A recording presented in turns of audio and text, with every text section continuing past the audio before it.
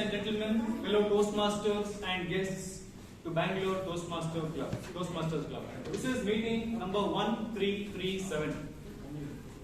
As you can see, we are celebrating a special day, the Independence Day. All of us are looking very colorful, looking very different from a regular attire. We usually come in dull shirts and dark pants, a normal formal attire to this business meetings every day. Today is a change. We are having a vibrant atmosphere. All colors around us, balloons, our streamers, dress. It looks like we are carrying a flag on top of us. Toastmaster Joseph Paul, for example. All three colors on his attire. This is what makes this club interesting. We give attention to detail, celebrate our events, attention to detail, and make sure we learn from those events. Right? Welcome once again, and thank you for taking time off your busy schedule and attending this colorful meeting. We have 3 rules which we follow in this club. The first rule is that when a speaker is speaking on stage, please do not walk around. It distracts the speaker a lot. So you may come in or go out when you hear an applause between the speeches. Second thumb rule is keep your phones in silent mode or please switch it off. Because again that's a distraction. Because when the speaker is coming here and speaking on stage, one small wrinkle is enough for him to go haywire on his head.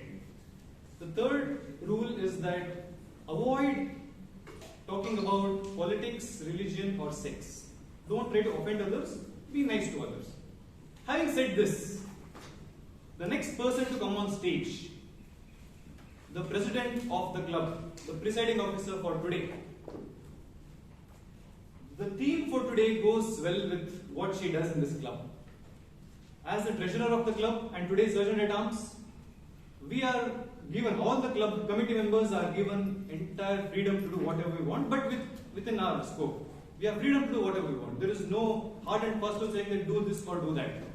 But with an eye to detail. She oversees all of us and she makes sure the work is done. Even for today, the contribution, as in the colorful colors you see around us, she made sure it is there. She's pushy and made sure it is done, but without offending anyone. So please put your hands together to welcome the presiding officer for today, Toastmaster Hannah Victoria.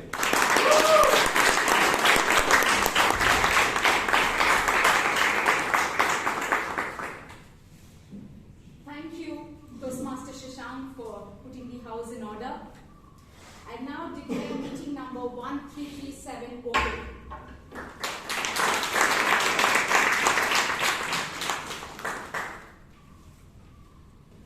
Today is a very special meeting. We're celebrating our nation's 75th Independence Day in our 25-year-old club. Being a Toastmaster is actually a nation-building exercise. How? Being a Toastmaster, it helps you strengthen your determination, makes you work on your procrastination, gives you the strength, the importance of coordination, and makes you trust in your inclination and your imagination to make India a super nation destination. So my friends, especially the guests, if you want to join the exercise of building your nation, please contact our Vice President Membership, Toastmaster Sureka, after the break, and she will brief you more about our club and Toastmasters. The minutes of the last meeting, 1336, was posted on the WhatsApp group as well as emailed. Any of you have any amendments to that meeting? The minutes of the meeting? No. Okay. I stand to pass minutes of the meeting 1336.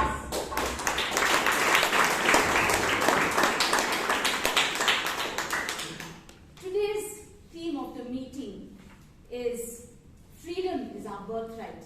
This slogan was coined by Lokmanya Balganga Tilak. and it was a very inspirational slogan for many of our freedom fighters. Last year in 2021, our central government, they announced a scheme or a procedure where 10 tribal museums for tribal freedom fighter museums will be set up across the nation in 10 states. And Kerala was one of them. In Kerala, maybe in a couple of years' time, you will find that museum. It will be in Wayanad. And one of the freedom fighters there you will come across is Talakal Chandu. Now, Talakal Chandu was from the Kurichya tribe, and they were basically agriculturists. And in the early 1800s, the British levied a very high revenue tax on agricultural produce. And this created a very wide dissent amongst the tribe. So he joined the Palasi Raja of Wayanad and fought one of the battles where he captured the British fort in Panorama. And he won it. Also, Talakal Chandu was a very integral part of India's first guerrilla warfare.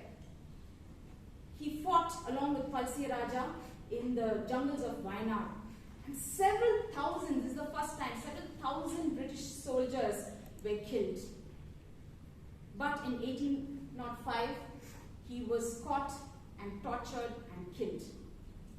Like this, we will know many stories of how people fought for a larger cause, may not be freedom, but fought for a larger cause. 75 years down the line, you will find amongst all of us, amongst our kith and kin, that there is great pride and effort in tagging with a foreign country, be it for education or for studies. My friends, we are 75 years old. Isn't it time we are proud to be Indian in India? Taking the meeting forward is the Toastmaster of today. The Toastmaster, he's basically the alchemist of today. Why I call him the alchemist is because we are a 25-year-old club, that's silver, and then there's gold. We think there are 50 people here in this place, and then we are celebrating 75 years of independence. This Toastmaster, when he comes on stage, I wait to hear what he says because he's full of content. You will learn definitely something new from what he says. And he's a tech wizard of our club. All our digitalization, be it our voting codes, our minutes being sent within half an hour, can be sent within half an hour, or the first hybrid election was done by this gentleman. He's perfectly dressed, always, be it a meeting where he has no role, or he takes up a role. He's perfectly dressed. Please join me to welcome Toastmaster Abhay Kokari.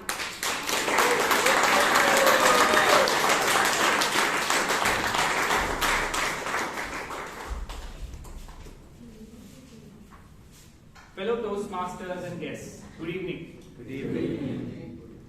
At the outset, I'd like to wish you all a very happy 75th Independence Day. Jai Hind! Jai Hind! Now, if you look at the theme today, freedom is my birthright.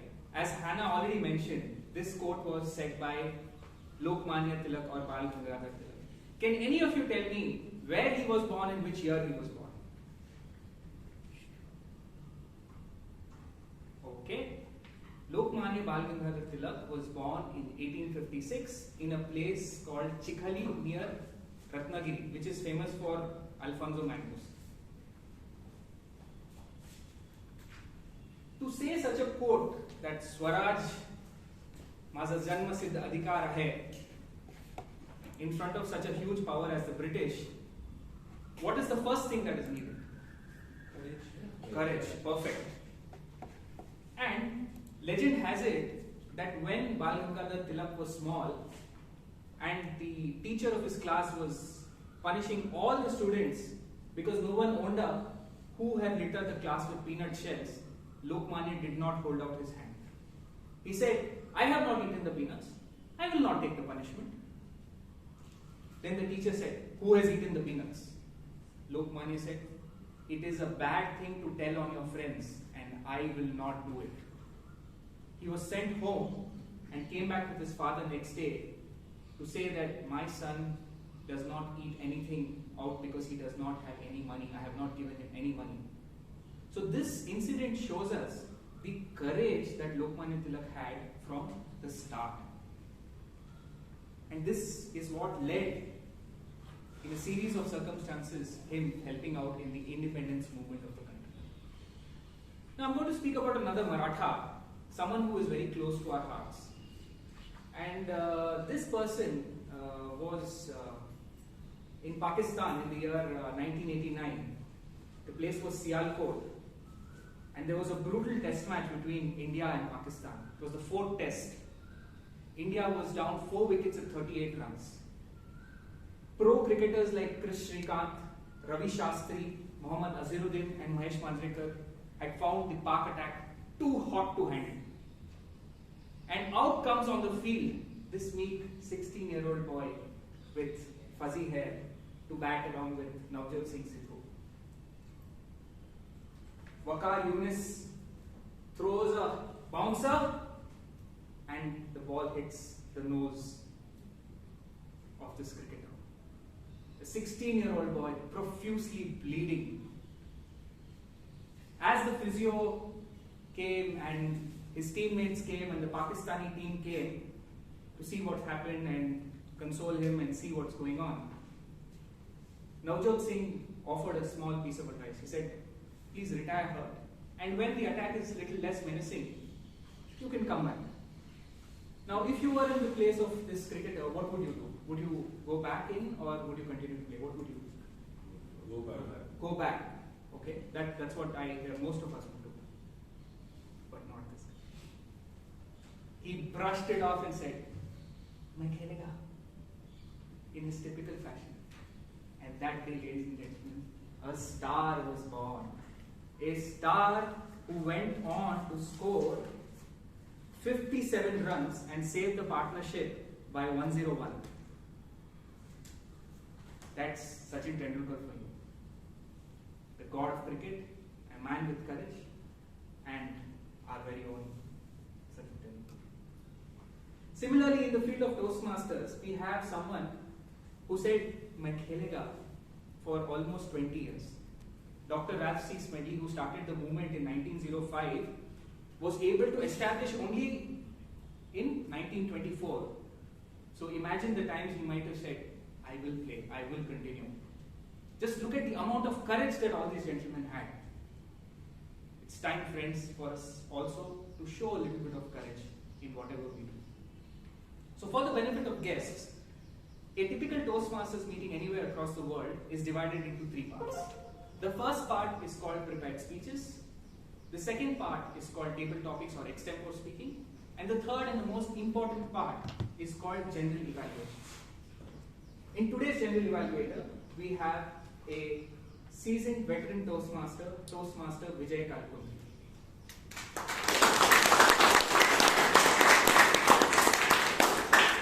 And to assist Toastmaster Vijay in his task, he has a series of evaluators who will be evaluating every speech, and also a team of 3 called the tag team. Now I will invite the tag team comprising of the timer Toastmaster Sahana, the R-counter Toastmaster Sitaram, and the grammarian Toastmaster Aditya to come on stage one by one and explain your role. Toastmaster Sahana.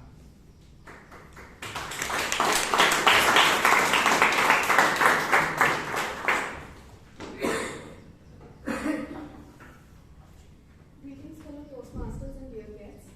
As timer, I will time the table topic speakers' formal speeches and evaluations. I will also allow each speaker at the time they have left. I will also allow each speaker at the time they have left.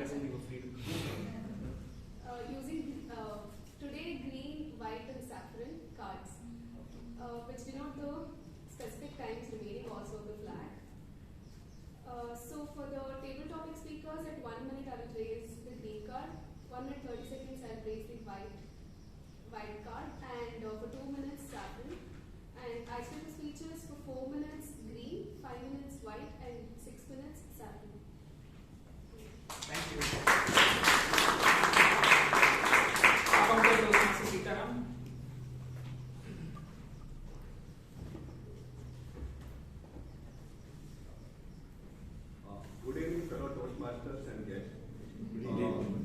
said that the pen is mightier than the sword.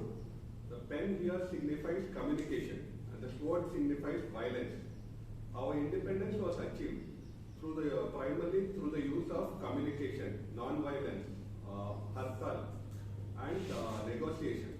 So my role today is to note down the hindrances which affect the smooth functioning of the pen. Vocal words such as etc. and unintended pauses. At the end of the session, I will provide my report. Thank you. Toastmaster Aditya. Good evening, fellow Toastmasters and guests. Good evening. As our esteemed leaders fought the British rule to gain our so beloved independence, I am going to do something similar, lighted by the same spirits of our esteemed leaders. They had a slogan back then, Britishers go back. I have a slogan today, bad English, go back. And in the light of the meeting, we have a word for the day known as emancipate, which means set free. And there's a very famous line, emancipate yourself from mental slavery, none but ourselves can free our minds. This is a quote from a very famous person. Any guesses? Lincoln? Not a problem. I'll disclose the answer at the end of the meeting. Thank you.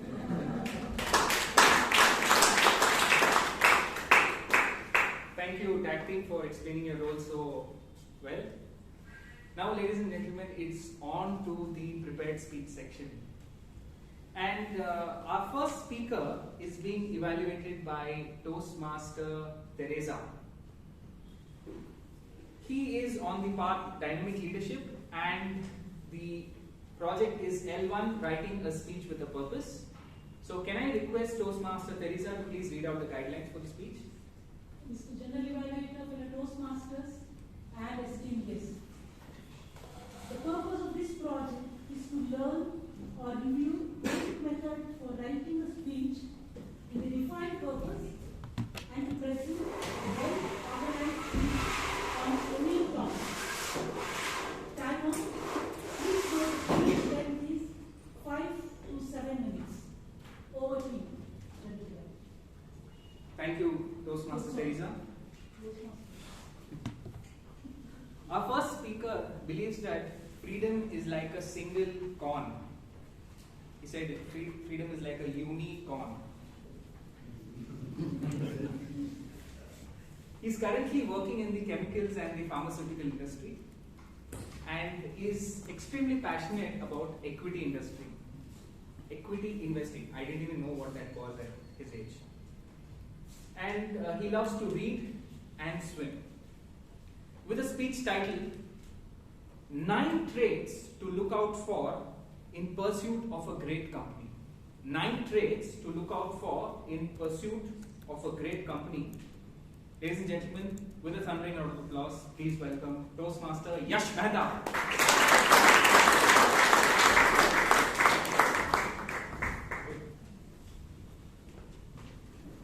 I'm sure everyone in the audience here today knows someone who, when walks up in a room full of people, just lightens up the mood or just sets the tone for the rest of us.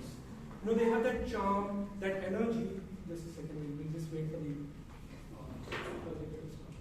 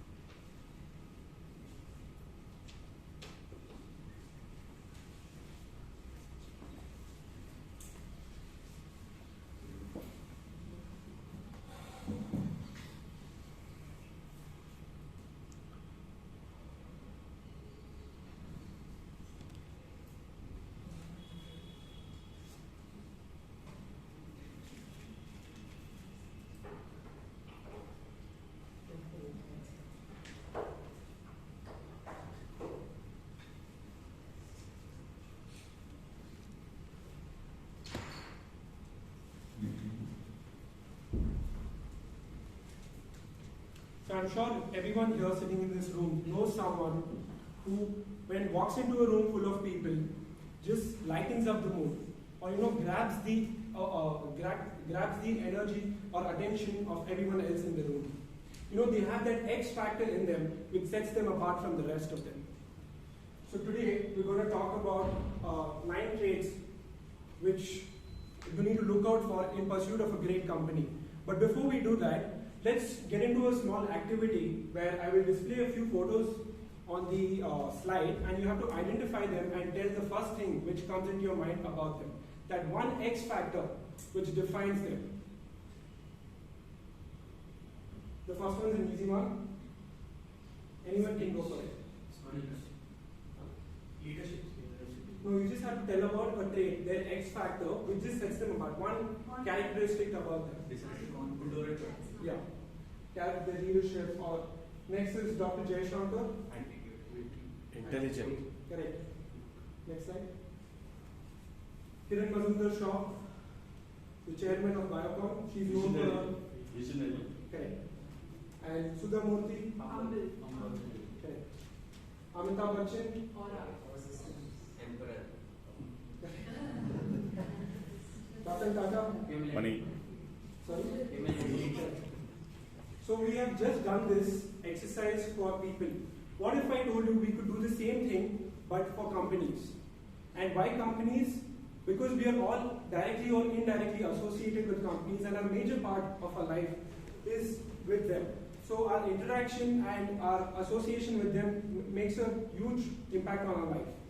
So I have devised a framework wherein you can look at the 9 traits which will tell you for sure whether the company is just good or if it's great.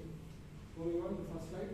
So the first one, the first point, the first trait is called strong growing company and strong growing company culture and core values.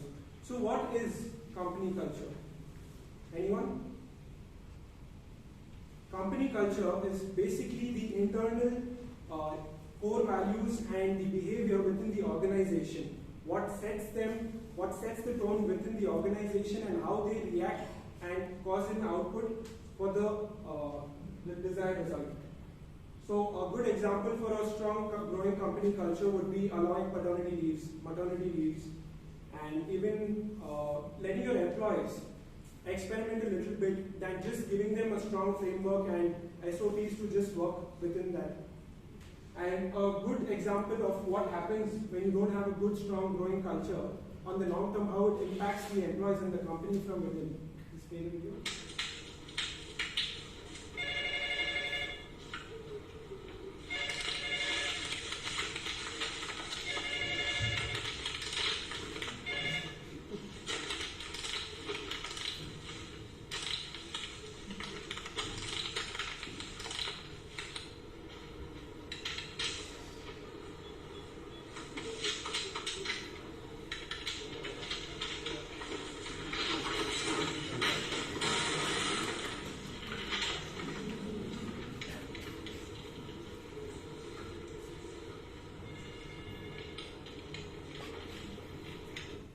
Imagine the frustration brewing within that person for years altogether, and the manager coming with a cup of coffee and just, I'm going to screw him over later with that attitude. So that's an example of a very bad culture and no particular core values within the company. This impacts the company from within.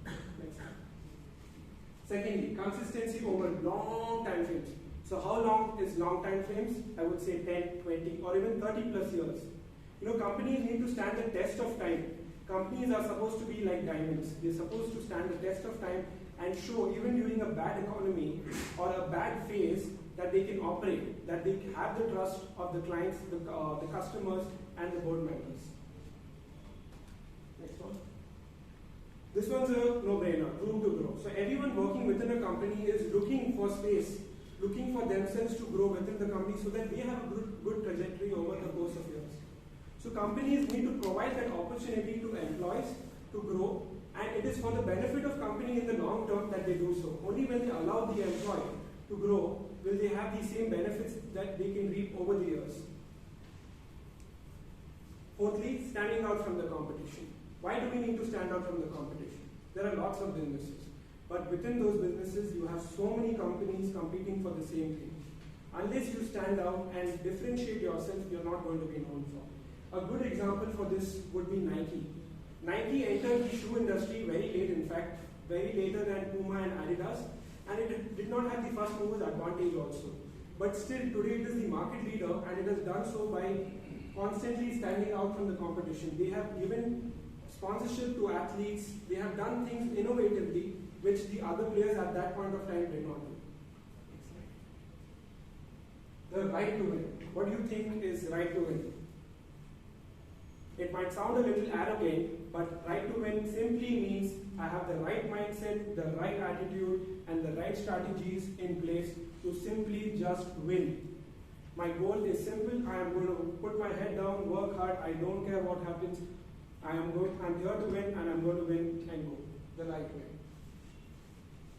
Constant innovation.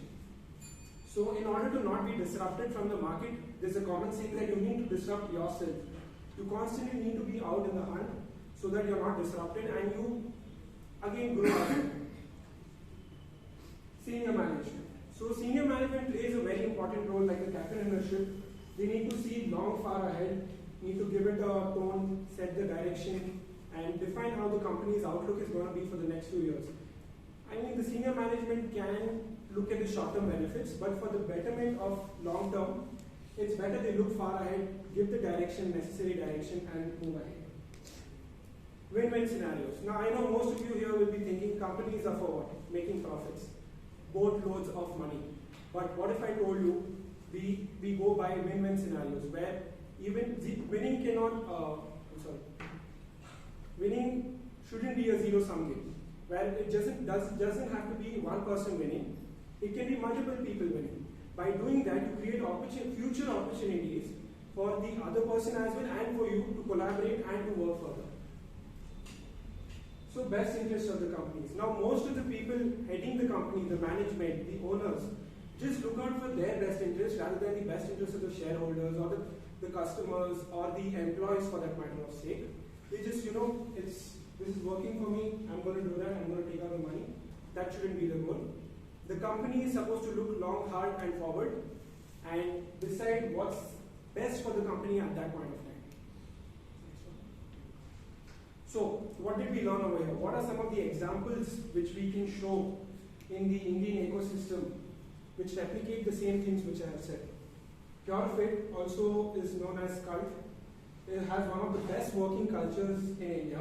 They have given their employees the liberty to work from anywhere and take how many leaves they require without having to say or having an impact on it. Secondly is Marico. Now most of you must be using Saffola oil or a parachute oil at home. They were very small when they started and in fact they had to compete with ITC at some point, a giant. And in fact the right to win is said by the founder of Marico, Mr. Mariwala, where he said clearly that I have the right to win, I have the right strategies, I'm going to do things differently and I'm going to win. And he did, he showed you. Asian Paints. Asian Paints is a paint company. Again, it's one of the best paint companies in the world, I would say. And they're also going global. And they have a very good work culture. In fact, their culture is not restricted just to their employees. It goes far beyond their supply chain, where the dealers and supply management, supply chains, they have a better benefit of working with Asian Paints than say a Nerolac or another company.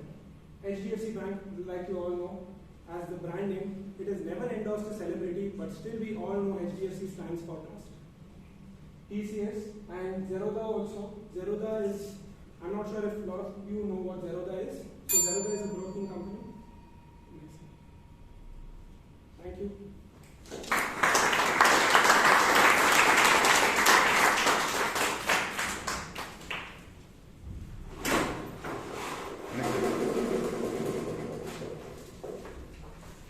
Thank you, Toastmaster Yash, for that enlightening speech. And let's give him another round of applause.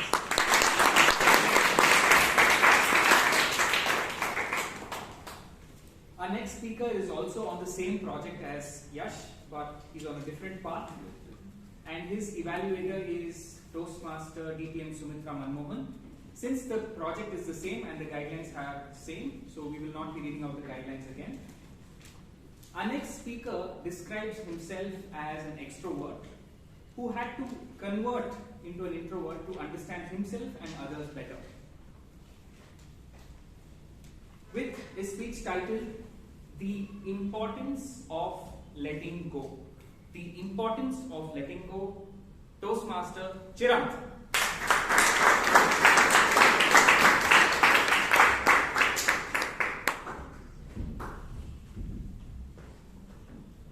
Good evening, fellow Toastmasters and esteemed guests. Good evening. What if I tell you that I am here to give a solution to all your problems? Do you believe me? Yes. Yes. Okay.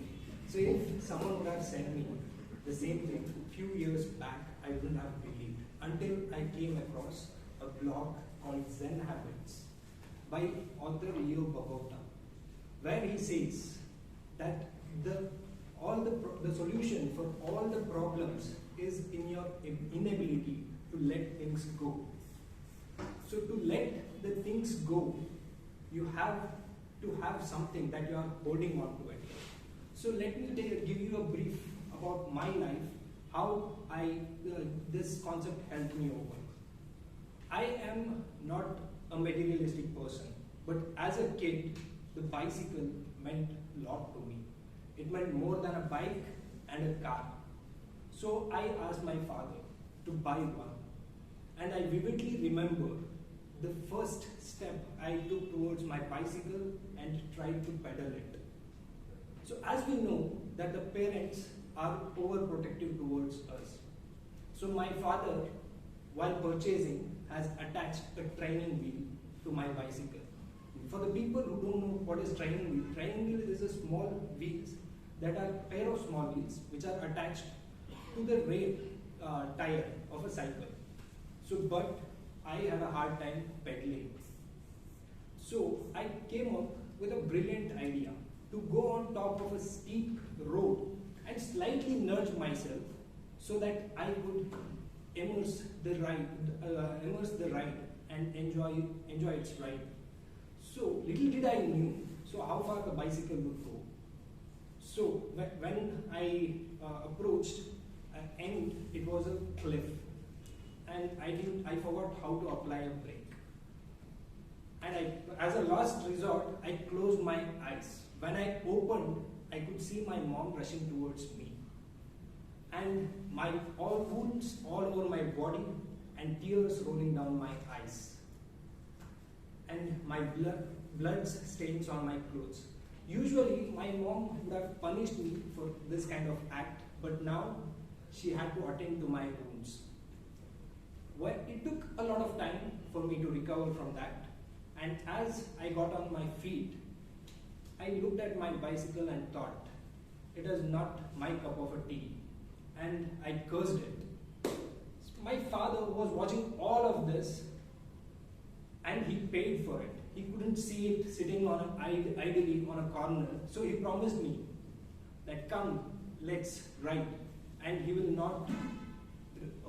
He will hold on to the bicycle and he'll never let it go. But I never believed in his promise, and I concentrated more on him rather than learning a bicycle or what is ahead of me. So eventually, when I see him running behind the bicycle, holding on to it for many times, and then I eventually got a trust on him, then I started looking forward. When I started looking forward, unconsciously I got to know how to pedal, how to balance, and how to ride a bicycle.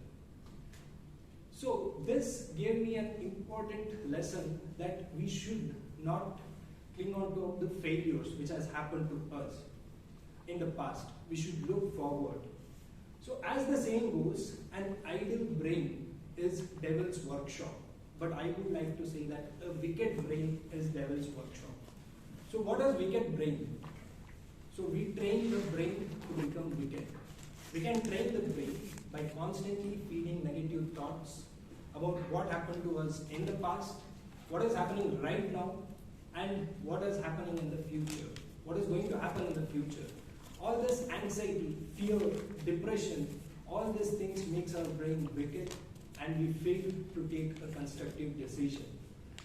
So this says that like when we want to progress in our life, we should concentrate not on what happened to us, what failure we had and how our confidence deteriorated, but how the things, if we leave these things apart and what if we embrace what comes within, we could eventually see that many things that would brighten up our, not only our life, but the people around us. So, as just an experiment, why don't we start to let things go which has hurt us in the past and see how the life unfolds to us, as my bicycle journey did. Over to you, Tiamoli.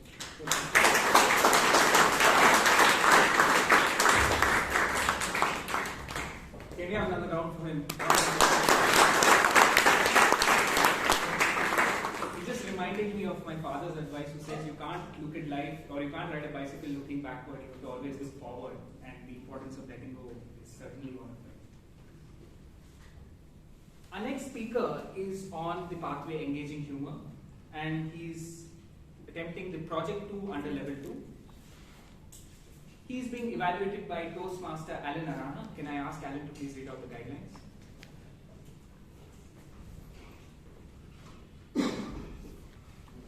The purpose of this speaker's project is for the member to clearly define how Toastmaster envisions mentoring. The purpose is also for the member to share some aspect of a previous experience as a protege. Best of luck to the speaker.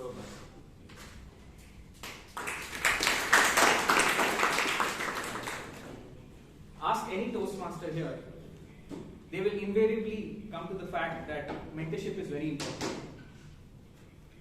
And I feel that mentorship in Toastmasters is certainly a way of freedom on stage.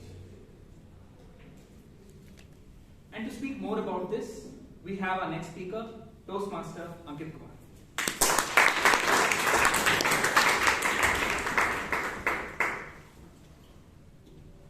Hashtag disclaimer, this speech is a dedication to my mentor and may be applicable to all the mentors in and outside the club. Hashtag fact, Socrates mentored Plato, Plato mentored Aristotle, Aristotle mentored Alexander, and Alexander the Great went ahead and conquered the world.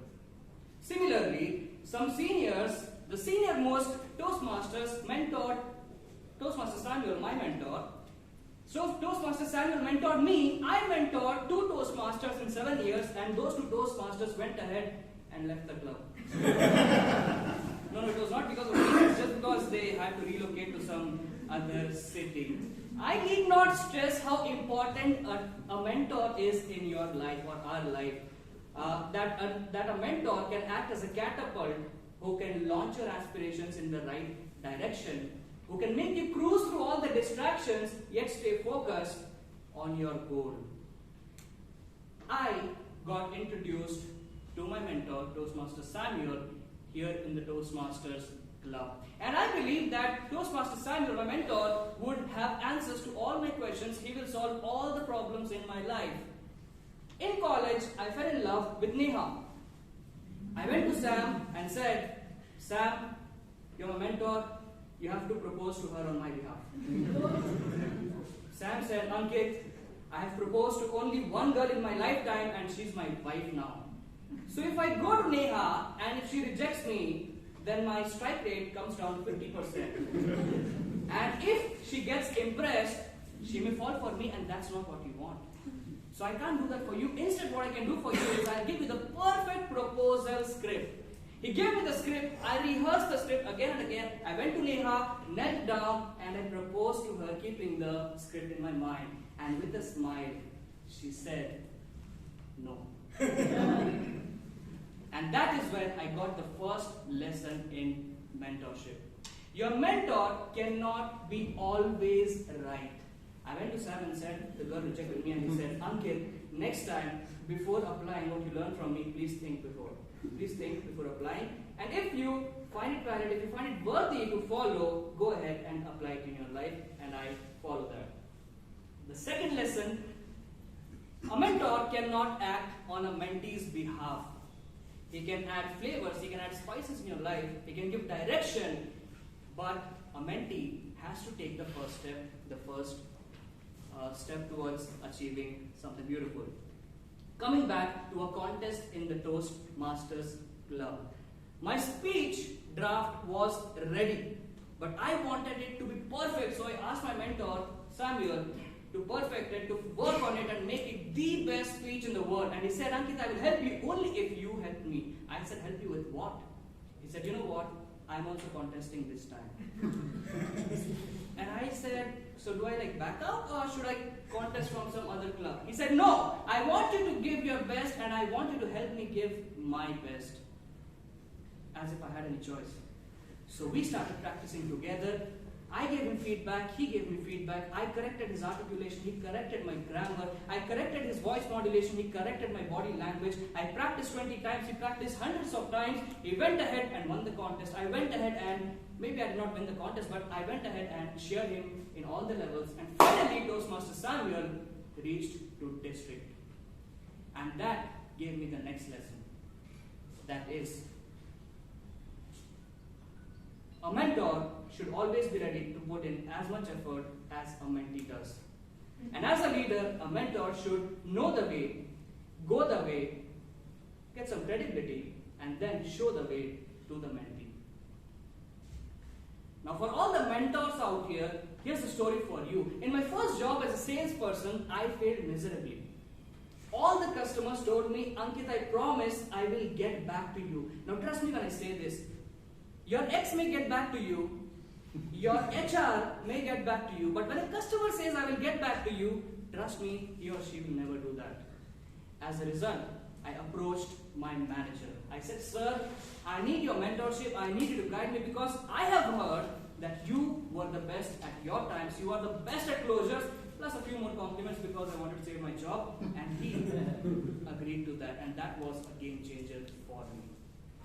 From that day onwards, he mentored me, he reviewed my pitch, he sat with me, gave me extra time, and eventually I improved as a salesperson. And in the next appreciation meeting, when people congratulated me for achieving my targets, my manager, he said, Ankit, it was only possible because I helped you. And that was obvious. But what was more obvious was that when it was time for me to shine, my manager stole my thunder. Vis-a-vis the Toastmasters Club, well, my mentor keeps a track of my progress on a weekly basis. He challenges me, he pushes me out of my comfort zone, he cheers me up when he finds me nervous, he applauds the most when I'm on stage, and when he realizes that I'm doing well on stage, he disappears. And when I ask him, why do you disappear all the time when I do well on stage? He says, I want you to enjoy the moment. So this is the next lesson. The mentor should always know the right time to step out of the situation and let the mentee enjoy the moment. The relationship between a mentor and a mentee is intimate. Now physically, it's intimate, it's emotionally intimate, it's spiritually intimate, it's intellectually intimate. And today I'll take this opportunity to thank my mentor, Toastmaster Samuel. Can we have a big round of applause for Samuel?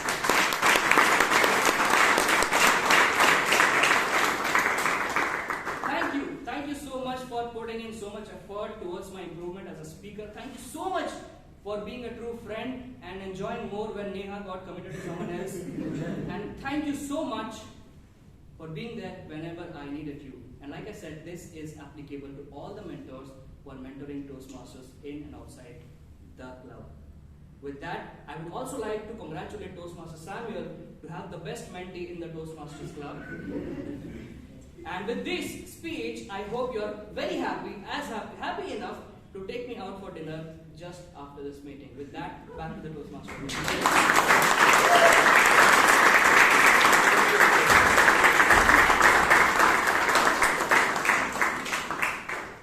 Thank you, Toastmaster Ankit, for defining and putting in words what we all really feel towards our mentors and what our mentors really feel towards us.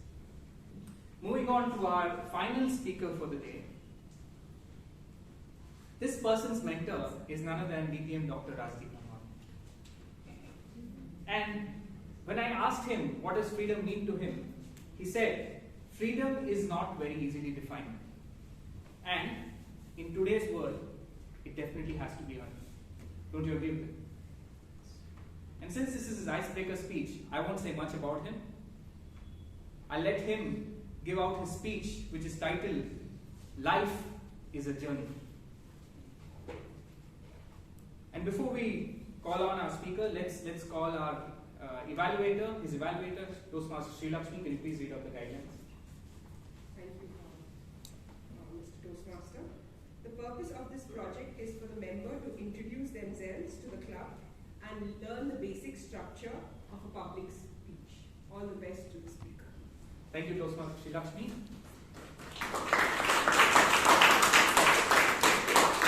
Ladies and gentlemen, please welcome our first time speaker for the icebreaker titled Life is a Journey, Toastmaster Guru Raj.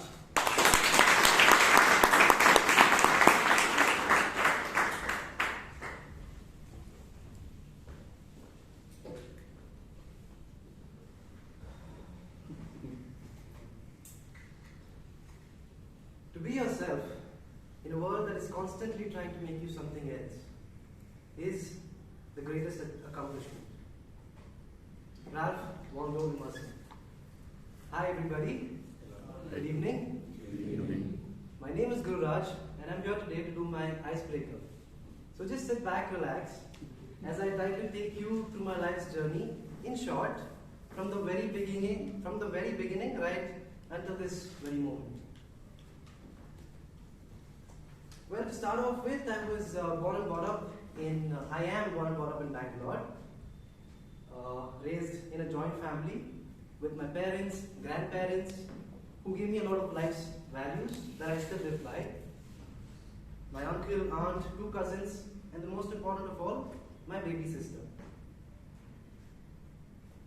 Well, right from my childhood, as far as my memory goes, I've always been interested in music and dance.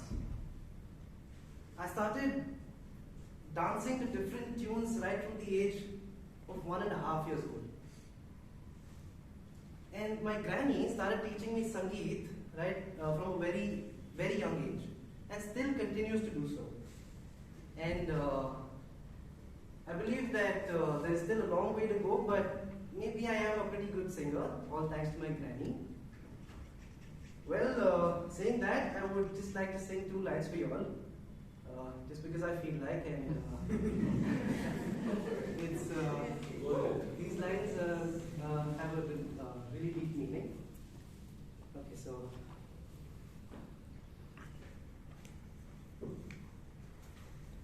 कभी मुझे लगे कि जैसे सारा ये जहां है जादू, जो है भी और नहीं भी है ये हवा घटा फिजा बहार, मुझे कहे सितारे ये कैसे कहूँ कहानी मैं इनकी, जो भी मैं कहना चाहूँ बर्बाद करे अल्फाज मेरे, अल्फाज मेरे.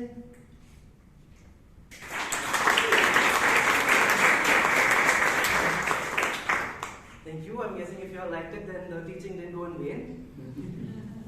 Alright, now coming to phase 1. I started my schooling in Sapphires.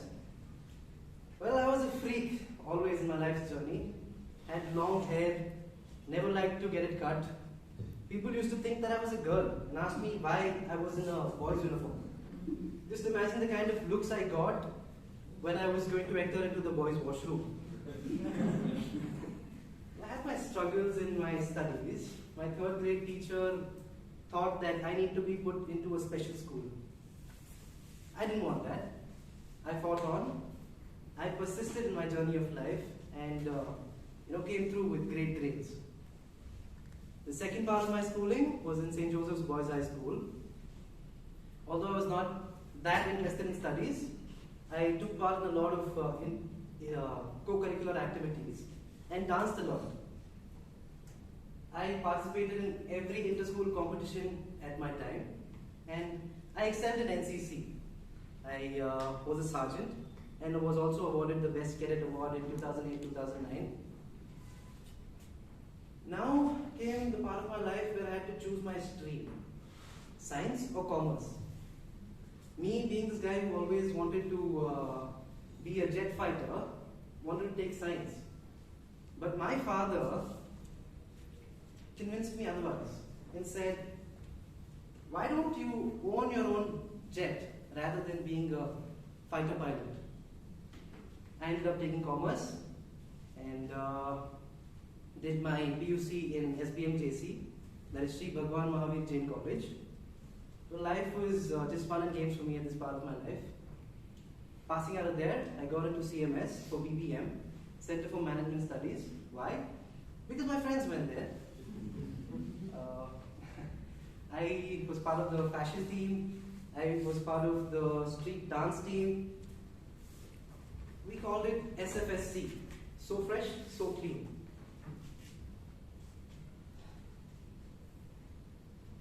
Well, life over there was a party all the time. It was like going onto a 3-year holiday package. Now came the part of my life which was a what do I do phase. So I went on and did several sales jobs. I also wanted to be an entrepreneur. So me and my dad started up our very first business venture named Chicken Chops. Well, that really didn't do that well in the period of time. And I moved on as my life's journey pulled me. Jumping to the year 2020, everything changed. The time when my life took a 360-degree turn. I met with an accident, cracked my skull, and was admitted into the hospital for a week. This changed me. It made me realize a lot of things in my life. I stopped using my phone, stopped meeting my friends, and I took my time off of everything just to reflect on myself. And I believe not doing anything for a period of a year, for over a year, has really changed my life. I have been sober since, and even until this moment. And I believe that my life's journey has just begun with Toastmasters for a new beginning. I would like to end with a quote from Eleanor Roosevelt. In the long run, we shape ourselves, we shape our lives. But the process does not end until we die. And the choices we make are ultimately our responsibility. Thank you.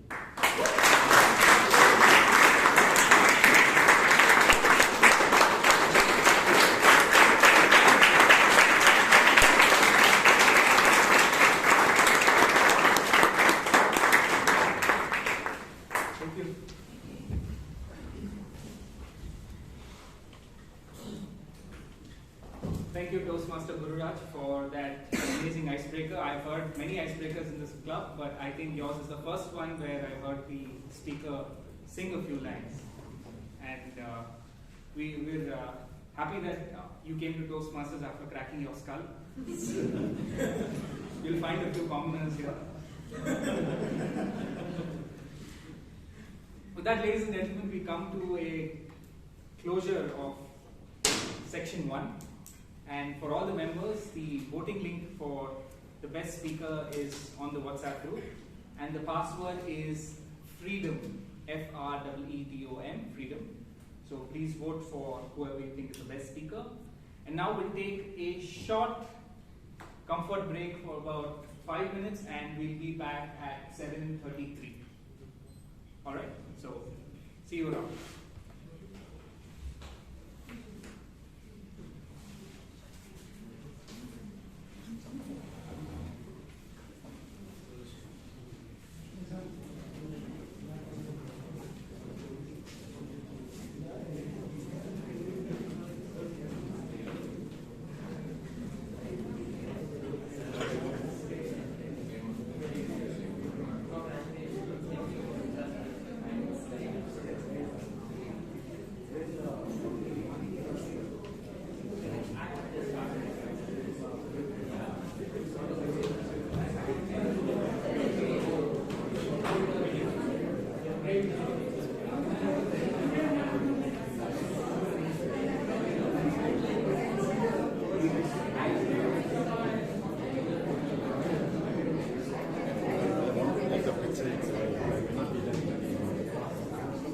Yeah, sure.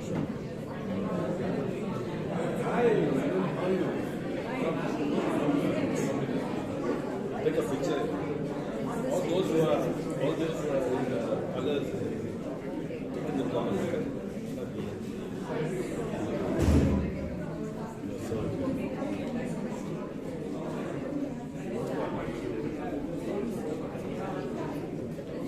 Everyone dressed in ethnic attire, please come to the stage. Picture.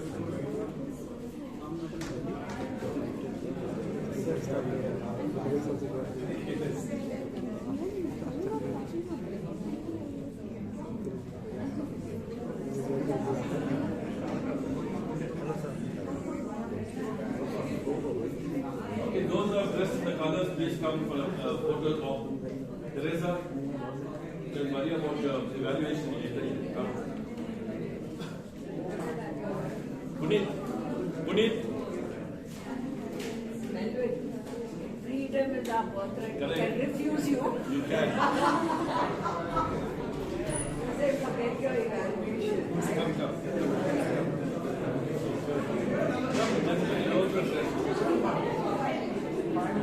First, those are the colors. Sureka, please come. First those and then we'll take a big group.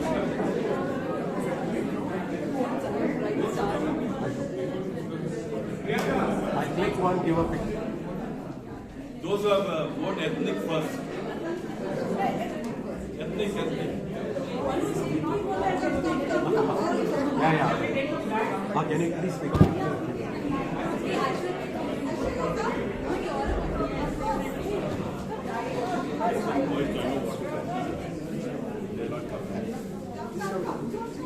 Okay, 3, 2.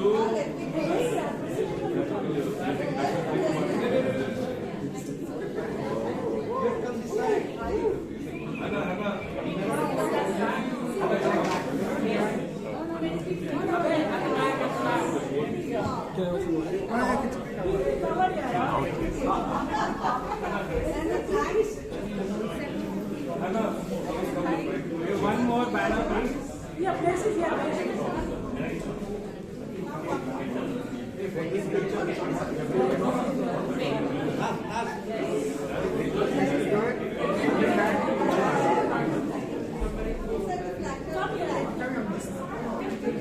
Let's have all the club members, please. All the club members. All the club members.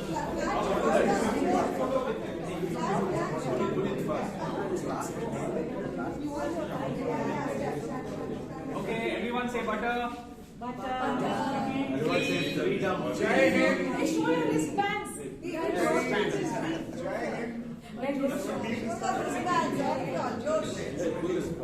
How's the Josh? Now everyone please join in the picture. Everyone. Quick. Vaidyanathn, you know, the most important.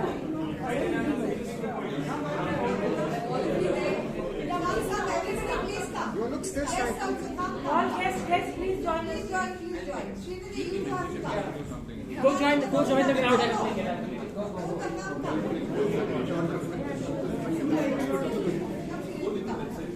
I need to walk back a lot. There's a lot of people. Come on, in the frame.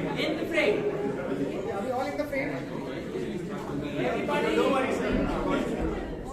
Josh. Hi, sir. The Bangalore Toastmasters Club has to come to help. Okay, 1 minute. Why are you not in the picture? I was there in the previous one. 3, 2, 1. Got it. Come, you have to make this picture too. I'll take the Can I picture. take a very, very huge selfie? Yes. Okay, can you all do put up with our band and say Jai Hind there? We got everybody. Thank you. Yes. Who's phone? I don't mind taking it up.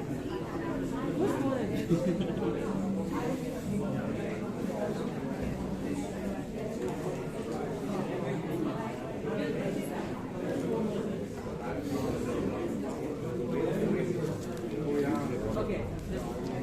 This is your phone, right? Yeah. I send it.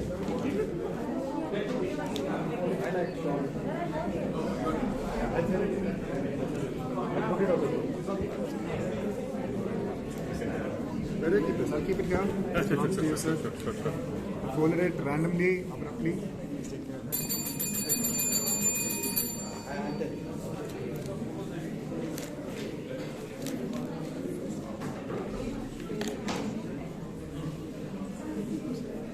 Okay, could we all please settle down?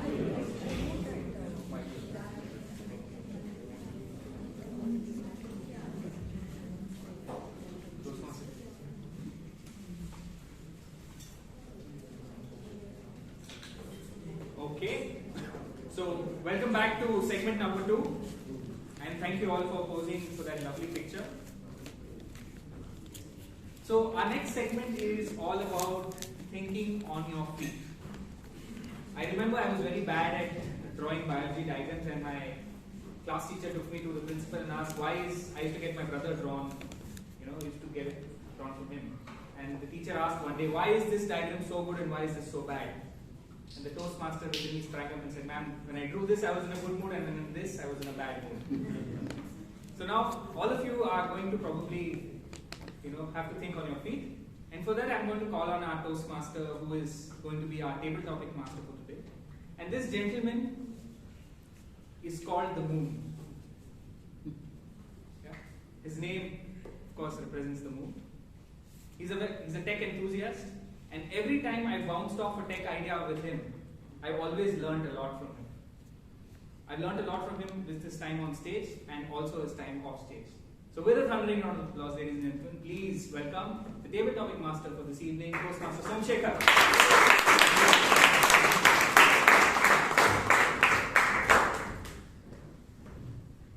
Good evening, Toastmasters and guests. Good evening. So I think we should not really call this table topic master. So today I am table topic servant, because masters are you people who come here, who take the courage, talk for 2 minutes. Right? That needs courage, and I'm sure you are all the masters today. So I'm not going to take a lot of stage presence. Now, the theme about freedom. There are so many freedom fighters actually whom we know about. But then, India's first woman freedom fighter. Many of you may not know this. Her name is Rani Abbakka Chowta. She guarded the fort of Ullal near Bangalore. For 3 decades, she has sent the Portuguese soldiers away. Right? So now, today, the first speaker, please welcome Toastmaster Sharma.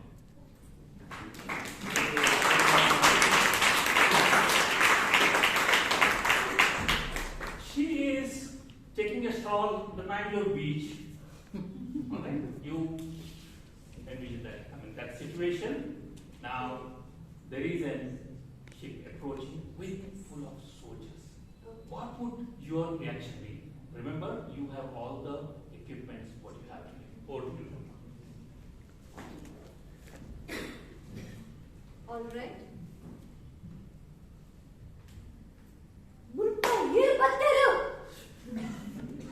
ಏನೇ ಬಾರೆ ಬತ್ತಲಕಲ್ಲ ಬುಡೋರ್ಚಿ ಕೆರ್ಪೆಲಿನ ಯಾನ್ ಬತ್ತಿಂಡ ಮುಲ್ಪ ಅರ್ಥಾಂಡ ಕೆರ್ದು ಬಿಡುವೆ ಪಾವು ತಳ್ದು ಪಾಯಿ ಬುಡು ಎಂಕಲ್ನ ಊರನು ಎಂಕಲ್ ಮುಲ್ಪ ಉಲ್ಲ ಬತ್ತಾಂಡ ನಿಕ್ಕ ಮುಲ್ಪ ಗಡಿದಾಟ ರಿಂಜಿ ಪಾವು ತಳ್ದು thank you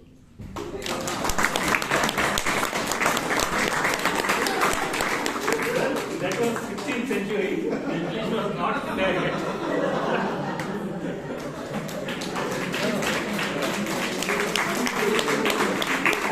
So that was brilliant. If time permits, I will translate that later.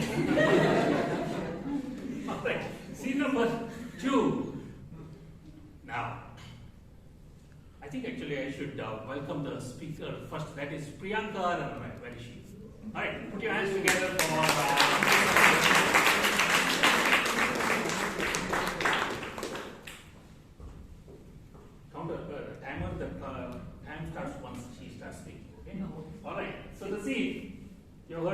take over? Alright, okay, so she is the one who killed a lot of soldiers of Hyder Ali who sneaked into a fort. Now, you have gone for a trek, right? And small gap out of the rocks, you see the soldiers coming in.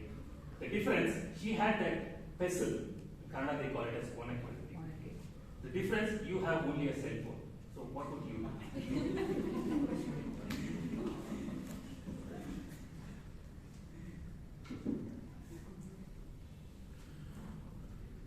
Now, since the only weapon that I have with me is only the cell phone, what I would do is try to record the entire activity that we are trying to do by invading into our fort. I would record the entire activity and try keep my phone in an area where nobody can see, and I will probably sneak out from that place and try to meet the person and tell that there is somebody invading inside your fort. So start preparing yourself. If I'm not wrong, this person seems to be a very, very eminent and a great soldier, a great fighter. So if she is a great fighter, she would have already been prepared if no matter whatever the situation is. That is what a mark of a great fighter is. To be prepared no matter whatever situation it is. Because problems and enemies do not inform when they reach out to you. So it is very important that you are self-prepared so that you can fight against no matter whatever odds that strike to you. So my responsibility, knowing that somebody is invading somebody's trespass, is to inform the person so the person can act fast and safeguard whoever the person is responsible to safeguard. Probably it is, even if I had to even sacrifice my life, it would also be an honor, because at least instead of saving my life, I could at least save a large number of people of lives. Over to you.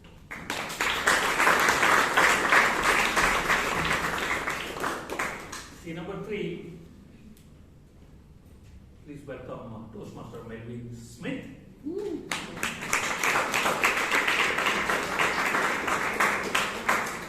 Now he represents the East India Company. Okay, he is a British, and we have Rani Kittura Chennamma as Sureka Jagrale.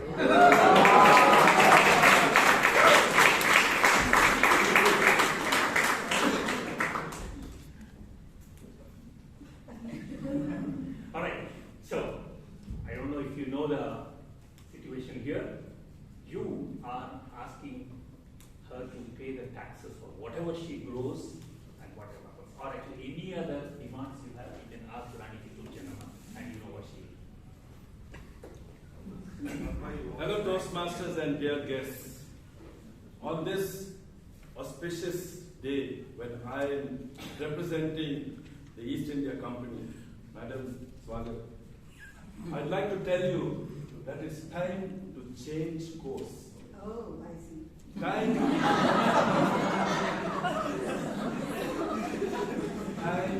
to change the past. I don't see.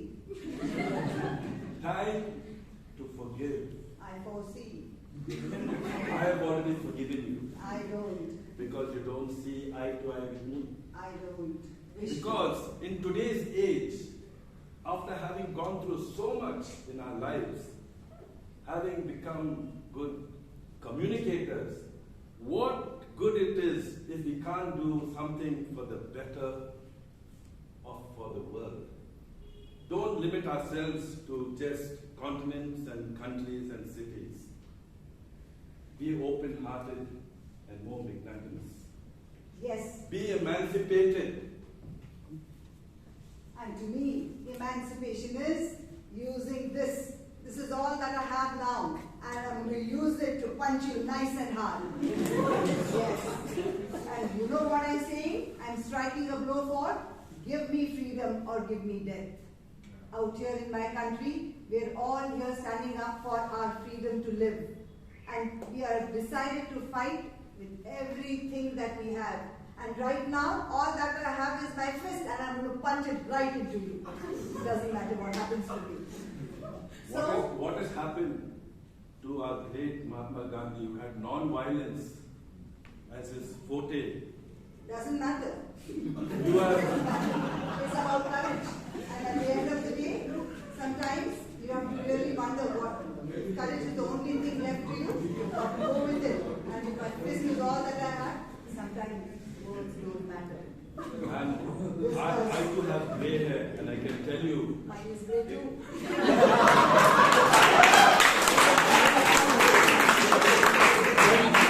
Strength is, and courage does not mean force.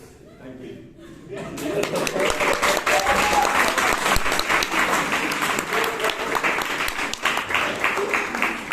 That was simply amazing.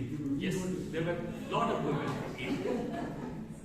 There were lots and lots of women like her, like the names of people, who too helped India get freedom. Let's all give another round of applause for those brave women who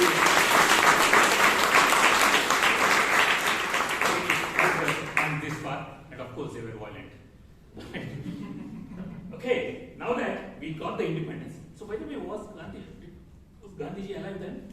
Or rather, actually, was he born? Okay, that's different. So that's for our East India Company. Okay, so now we got the independence, and it's time to rewrite the constitution. So who was the first law minister of India? That's correct. All right. So today we have Dr. Rajdeep Manwani, who's gonna architect this law for India. Let us see what changes he will bring in. Please put your hands together for Dr. Rajdeep.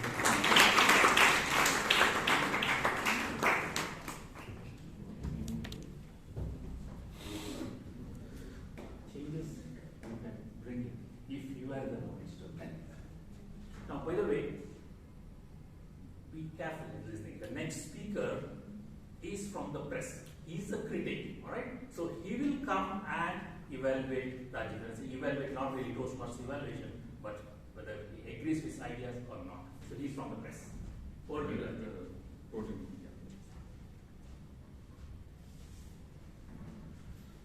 What is law? Basically, law is a set of rules and regulations which have to be observed by everybody, despite whether they are rich, poor, big, small.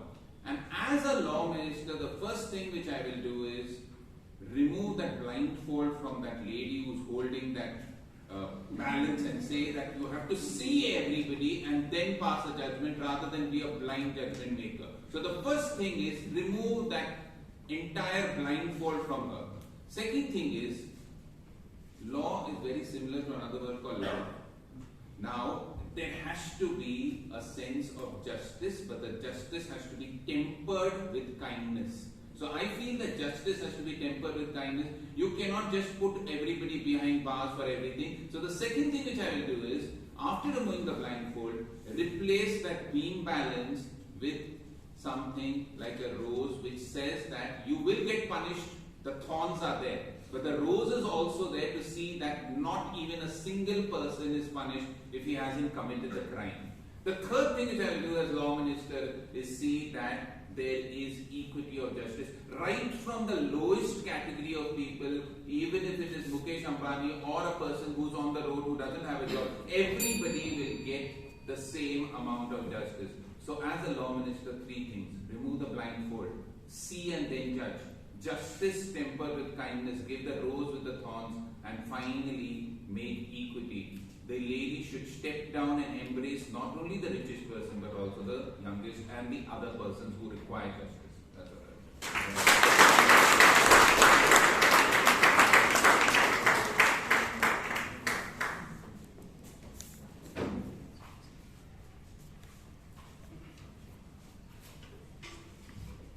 and we have Toastmaster George Suraj.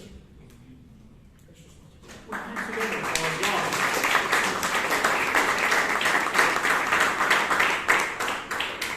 What do you have to say?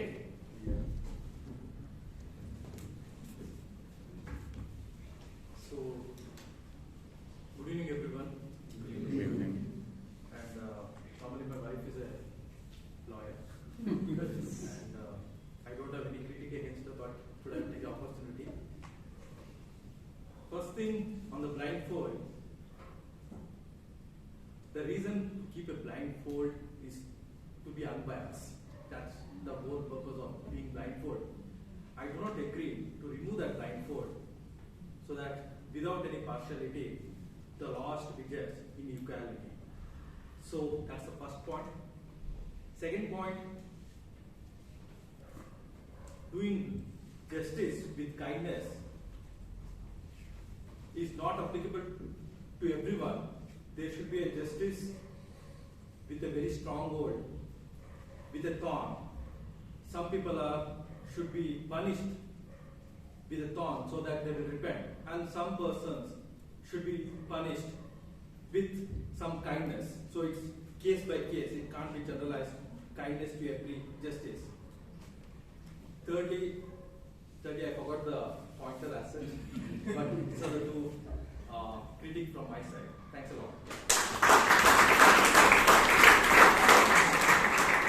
Yeah. And after the law minister, we have the exercise minister. No, not the exercise. Okay. So the job of this minister, Toastmaster Bruno, is, well, you know what to do, right? Sales of liquor and tobacco products in India. What's the rule you want to bring? Cheers.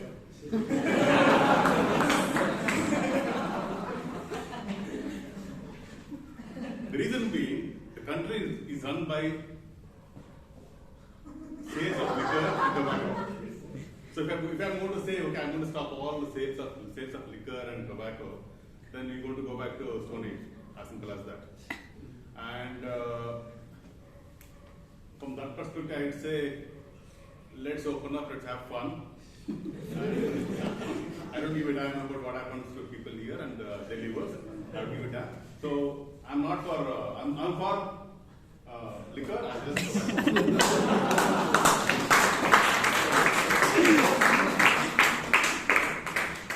Thank you.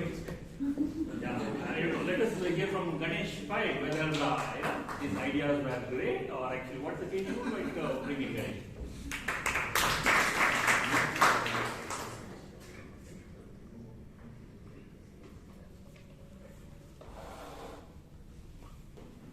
This is absolutely irresponsible answer from a person who is in a responsible position.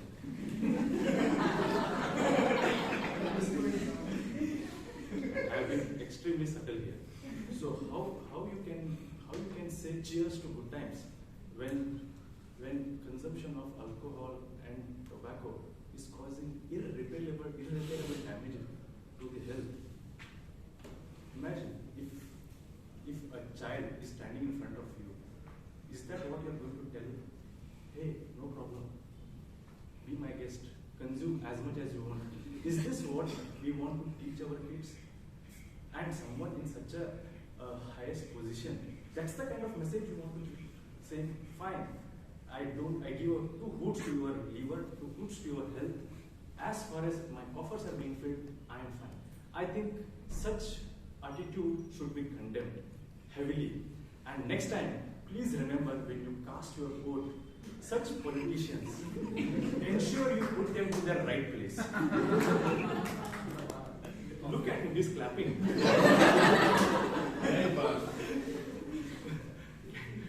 Have you seen such combination? Someone as responsible and as shameless in the same way.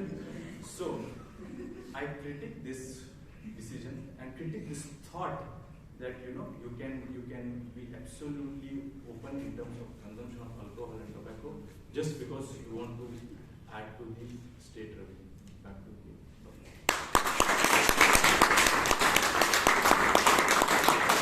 Please welcome our Education Minister, Toastmaster, Nazneen. Let us see what reforms she wants to bring in as the Education Minister. Remember, you have a power of change.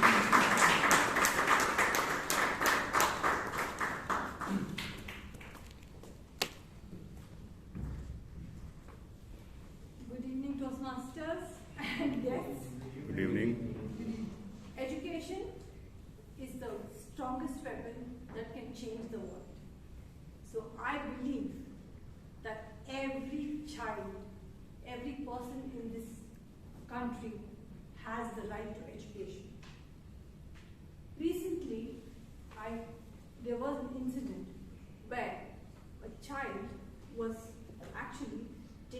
custody in the Child Conflict Act and sent to a delinquency home. Why? It was no fault of hers. She was attending school, but the person who was selling ice cream had placed drugs with all the ice cream. If she was aware about all these things, all the children wouldn't have gone there and actually consumed that ice cream. Imagine a delinquency home center is where all the juvenile kids are kept. My friend, she took up the initiative and emancipated and got her out of the delinquency home. But in a place of 1,500 meters, not square meters, meters, 250 kids were there. 2 years. Imagine the amount of stress and abuse she would have gone through. If we are educated, we can educate the others.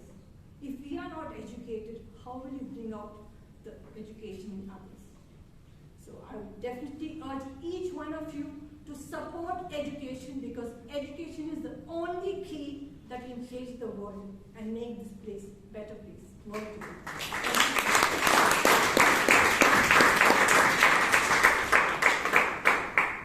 Toastmaster Jeevan. Alright, so please welcome Jeevan. He's from the Ministry of Labour, and we do have the power to define number of working days, holidays. What's your recommendation? I was told, thank you so much for giving me that wonderful topic, because I'm totally related to that, where I don't want to work for 9 to 7 or 9 to 5. So now, as a Labour Minister, I have seen so many friends, whenever I give a call to him, hey Jeevan, I'm working. It's late night 12, bro.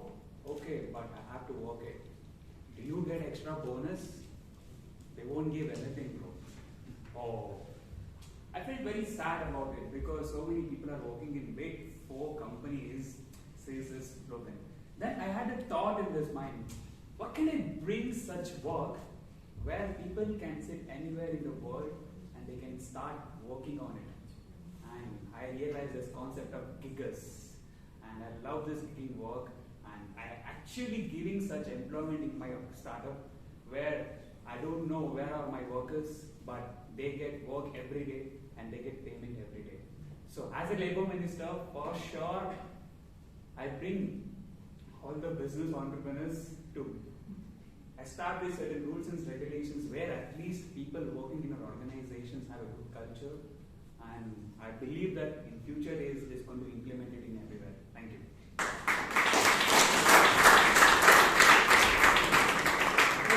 Aishwarya. Okay, please welcome Toastmaster Aishwarya.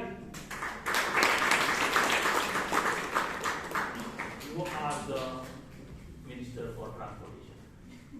So people find the rules.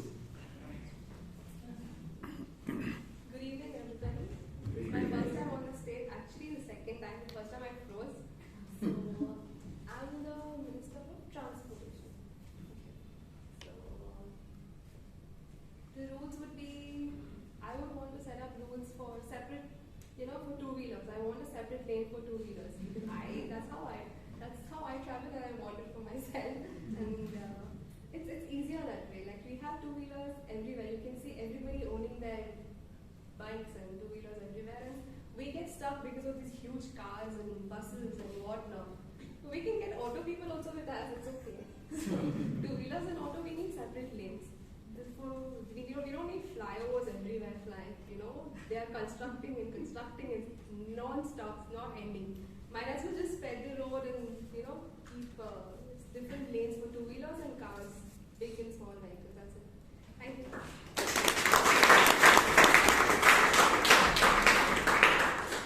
Toastmaster Sagar. Okay. All right. So now, finally, probably now I've got 2 more. This is the Home Ministry, Toastmaster Jospa.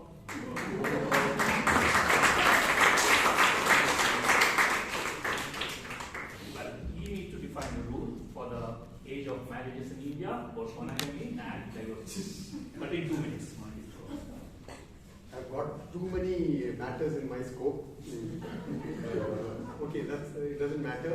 I think the present age of 21 is, I think, a good marriageable age when the young boys and girls are able to judge for themselves. And I think that needs to be followed very strictly. There is no compromise on that, and it is not going to be lowered at any point of time.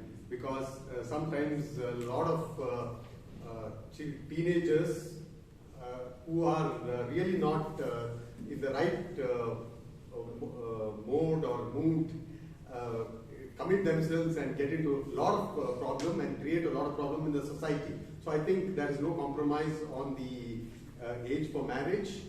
And as far as monogamy and divorce is concerned, I think we are a society that is moving forward, but in certain aspects, yes, we need freedom. But I think you have both pros and cons, because on one side you have people who suffer in marriages, and what do you do about that? You cannot let them suffer, the entire family suffers. On the other side, if you are a little lenient, there are people who take that situation for granted and exploit that situation. So one needs to frame a balance between both these situations and have the law, and I think that is under consideration, that is under process. So over to you.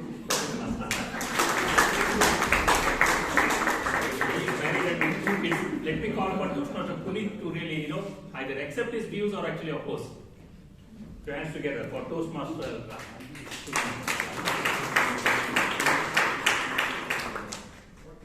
I do not know. So I'll assume his role. Bharat Mata ki Jai. Bharat Mata ki Jai. Bharat Mata ki Jai.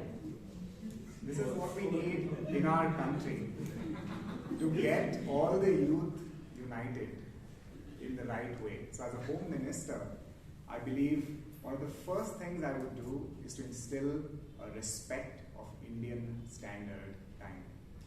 Because our nation's father said something very important when the Britishers were late for an important meeting of negotiation. He said, and somebody asked him, why are they not on time? And he said, we don't respect our own time. And that is why the world doesn't.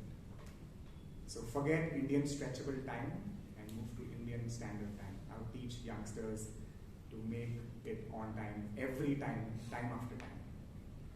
With the girls of India, I would empower them through all the other ministries, but mainly by trusting the country we are trying to build. We need half of our population to join hands. Not just in the Chula Chuki and the house, but across the nation to build India back to where it was. To the seniors who are missing out or who have almost faded out of energy after all this long war, I'll give them the resources to start back on their feet, to get the respect that they actually deserve, to get that dignity. And for all the businesses that are going to start now, we will give them the support they require. Because India really works with its own businesses. We have to become Atmanirbhar as a country. And today being the first day of independence, we need to put the seeds. So 50 years down the line, 75 years down the line, we are independent in real sense. And not just in a label of Republic of India, but actually an independent India. So I hope you will all join me as the youth of this country align and work to build a nation that the rest of the world looks up to. Thank you. One thing is very clear, the youth is not listening. The last topic, may I call upon Toastmaster Bhavna. Yes, here she is. Please put your hands together.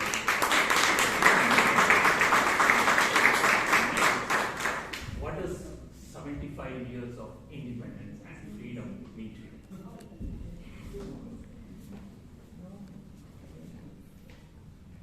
Hi everyone. I think I chose a pretty wrong time, difficult time to come up on stage for the first time.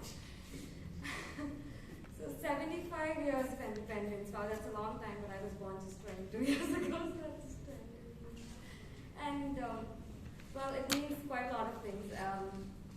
So it's a break from imperialism and a lot of freedom, not answering to bunch of rights, right to education, right to freedom, right to speech, and right to constitutional remedies, and equal law for all, and that is 75 years of it, so I believe we've come a long way. And so, Bharat Mata ki jai on that.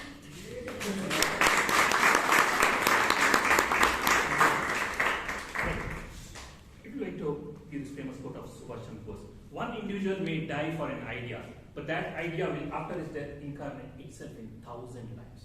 For Toastmasters, Toastmasters is a place wherein you can see one idea and you can make a big, big difference to lives of people. Over to you.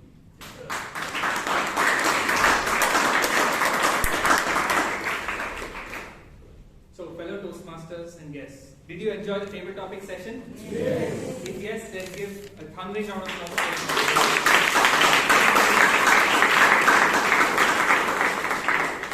Thank you so much for bringing in a wide variety of topics and different scenarios.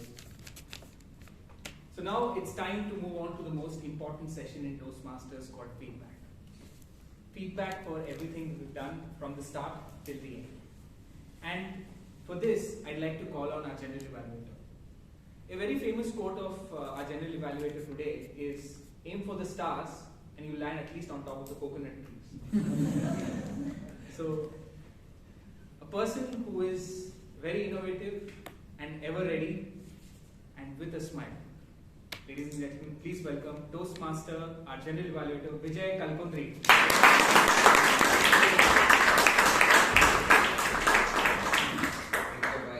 For that wonderful introduction. Today, India is aiming for stars and we will land there. So, we are celebrating 75th year of independence called Azadi Ka Amrit Mahotsav and 25th year of freedom from fear on stage. Let's give a round of applause for nation.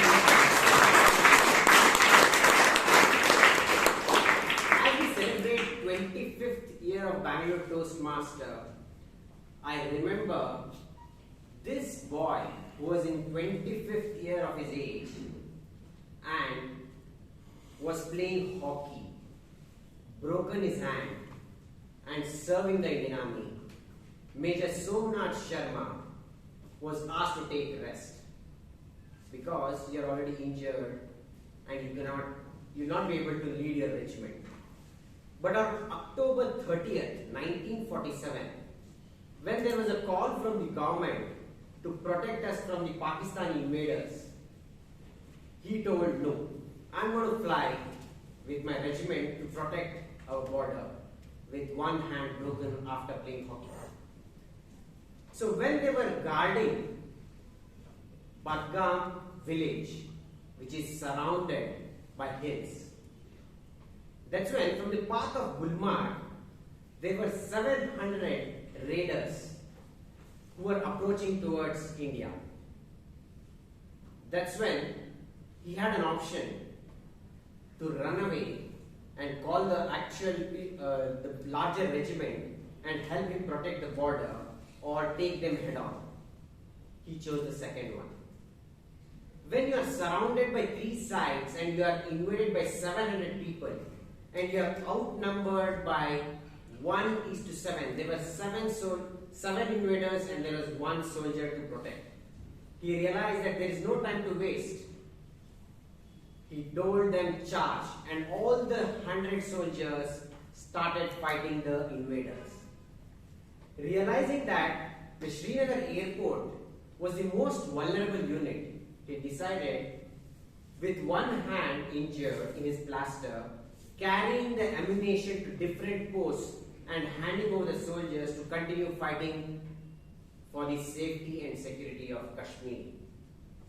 When there were heavy casualties, he decided we were being outnumbered, and when they're just 50 yards away from the actual people, he called back before he breathed his last breath. He called them, let me quote verbatim. He told, "The enemy is 50 yards from us. We are heavily outnumbered. We are in a devastating fire. I shall not withdraw an inch, but will fight to our last man and to our last round." These were the words that Major Somnath Sharma uttered before he gave away his life. That's when the Indian army from the post, actually from back, came and supported him, and they were able to defeat. Major Somnath Sharma was the first Paramveer Chakra awardee of this great nation. And let me quote the citation on the award, what he received. It says, "His leadership, gallantry and tenacious defense was such that his men were inspired to fight the enemy by 7-1, 6 hours after this gallant officer had been killed." Let's have a big round of applause for Major Somnath Sharma.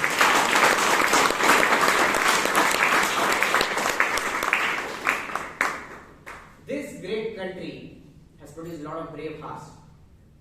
From the 75 years, from Major Somnath Sharma to the 11th August 2022, when we lost rifleman of Rajasthan Rifle, Nishant Malik at Rajouri, who killed 2 terrorists before, the history is being written and rewritten. On the similar lines, 37 great leaders of Bangalore Toastmasters Club have been leading from the front, who are the presidents of this club, have ensured that this club stands tall and is able to move on and on for these 25 years. Let's have a round of applause for those 37 leaders. Today's meeting, let's move on to today's meeting. Freedom is my birthright was the theme. And today the first come on stage was Silent Arms Shashank Bhat. Shashank was into action much before he came on stage. When we realized that today's actual Sergeant Arms could not make it to stage, he stepped up and realized that I'll have to do this particular role. He took it with a great smile and was into action much before the meeting began. So Sergeant Arms today actually displayed 3 behaviors, which I like to call SAA. SAA, he started on time, stands for S. He was so meticulous with time is, he was asking which time to follow. Should I follow the time of the Toastmaster, or should I follow the Indian Standard Time, which is actually an atomic clock? So he was so meticulous. Second, apt, way to communicate. He was so much very articulate about things. If you see the board, like say he has drawn 75 and 25 at one point, and he's very, very meticulous with that. And a third, and the most important, I think he's aced at it, is board decoration. The first time in the history of the Bangalore Toastmasters Club is there a logo of Bangalore Toastmasters Club drawn at the corner.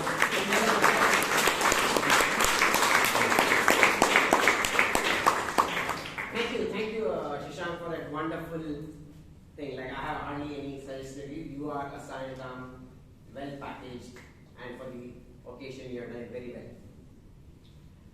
Next, let's move on to the president. How many of you want to watch the Prime Minister address on 15th August, which is on Monday? So there was a dress rehearsal for that Prime Minister address. The Prime Minister of our club, Toastmaster Hannah. Let's have a round of applause for that. It was a power-packed performance, President. You had a lot of quotes, and it was so much apt to the occasion.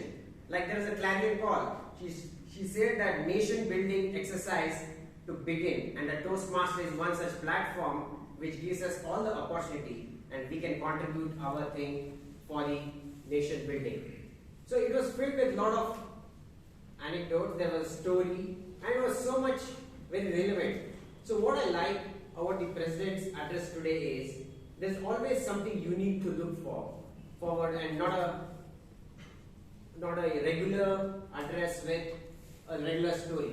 So the thing about the museum setup, what you mentioned, the 10 tribal museums, it was so much very unique and information which a lot of us will love to take. With that, what are 2 suggestions I can offer? The suggestions are like welcoming guests and acknowledging the minutes of meeting by secretary so that he gets the due respect for whatever work he has done or not work he has done. So with that, let's move on to the prepared speech segment. The speaker number 1 today, Yash Mehta, will be evaluated by Toastmaster Teresa. Can you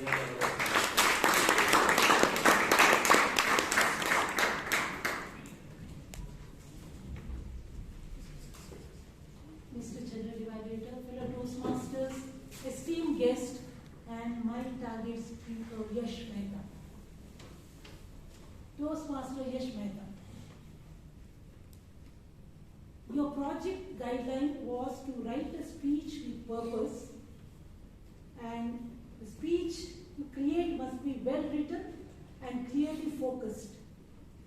The goal is to meet their expressed purpose statement with a well executed speech. As per my observation, I felt the purpose number 1 is fulfilled, where you had informed the audience the purpose is how the 9 grades to look for a great company. One information you have given to the audience very clearly. Let us see how you perform. I will go one by one. And this feedback, especially Toastmaster Yash, not only for you, all of us here gathered, how to use the stage and the projector and the slide, and it's all education or the information for all of us. First and foremost, I felt the plus point what I'm going to, you were very confident. Language was no bad, you did not have any hesitation, there was very clear, the voice was very clear, and I could hear very clearly. During the presentation, what I observed was, you could not connect your laptop. So I felt that you could have come early, done some trials with Sergeant at Arms, so that you would have saved their 4 minutes and 20 seconds, or wasted to start your speech. And during the presentation, you stood exactly in front of the projector, where your slides, the beautiful slides where you made, were blocked. Then I felt you could have used a clicker where the screen goes blank, and you could have, when you ask the questions, the screen could have gone blank. Toastmaster Yash, I feel you have taken, not I feel, timer, the time is taken 10 minutes, am I right? Excluding that time. Yeah, excluding the initial 4 minutes, you have taken only to show the slides 10 minutes. So altogether, your time is taken 14 minutes, at double of your stipulated time. Actually, the presentation setting up was like 1 minute. Okay. And the extra time is taken is 3.5. Yeah, that's what. Altogether 14 minutes, where your time was 5 to 7 minutes. So my suggestion to you and for all of us, when we come here, we have to respect everybody's time, and we have to inform and take permission from our mentor, and I request VIP Education to check with the mentor whether your mentee is ready for the speech. So, and we can follow the guidelines, especially when you do BPT. And my experience or my feedback for you is, this project where you are giving is a purpose to write and prepare a speech where we have beautiful stage, where we can see everybody's face, the eye contact, and their smile or their happiness when we speak straight away to them than reading the slides. Of course, we have some projects where we can go for the slides. So Toastmaster Yash, please take this feedback as your next speech, and I request you to repeat this project once again so that you will be much more equipped. Over to you, Thank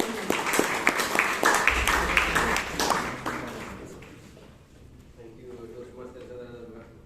Crisp feedback. Let's go to speaker number 2. The speaker number 2, Toastmaster Chiran, will be evaluated by Toastmasters. Mr. Can I call it?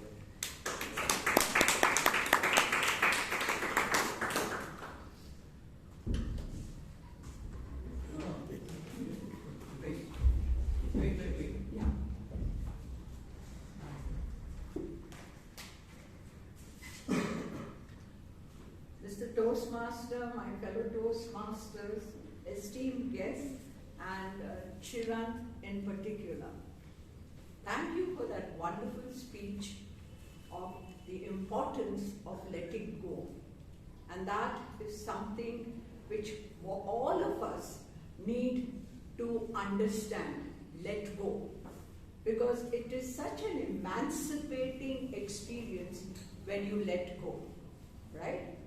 And you gave us 2 wonderful examples, your very own examples of how you were so attached to the cycle and how you wanted to, you were not able, you met with that accident and the injuries you had, and you almost let it go, but you didn't. I mean, your father helped you get it back.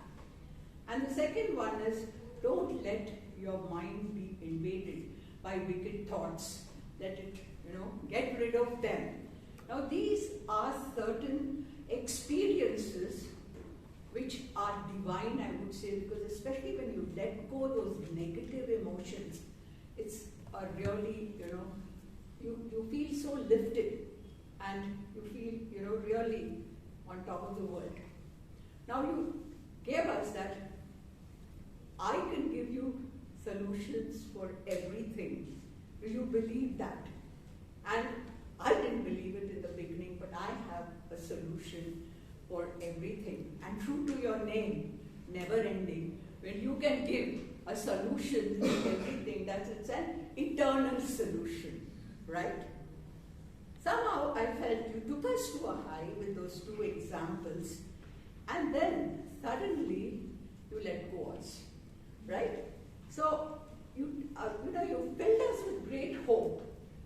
But what happens after that, when you let go this negative emotions, that part you should have told us. How you progressed, what you achieved with that, right? Like I have a small example. I had a terrible grudge against my elder sister. She always demanded things, and I felt she should do it first, then I can do it for her. And it went on in my mind for several years. And one Valentine's Day, I picked up the phone and said, Appa, I love you. And she also let go her emotions. She said, yes, I'm very sorry, I didn't send you a card and all that. And it was such a liberating experience. That part was missing, which would make us, motivate us to let go. So work on that, because you suddenly let us down. And if you can work on that and make these 2 experiences more vivid. There's great scope for, building vivid pictures and dramatizing it, that injury and all that. No doubt you're at the beginning of your journey, but I would suggest you think of these next time that you have to work on this, because when you use the delivery part, the vocal modulation, voice modulation and the body language, your entire experience comes alive, and that would help us go to a higher level. All the best, and looking forward to greater speeches in future. Thank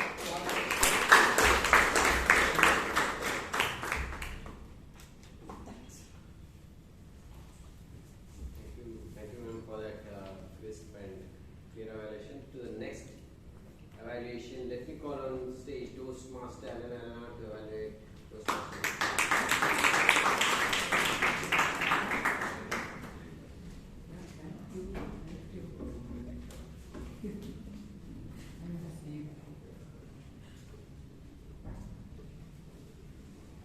Ladies and gentlemen, today we all witnessed a class act by Toastmaster Ankit as he introduced us to the world of mentoring and his experience as a protege.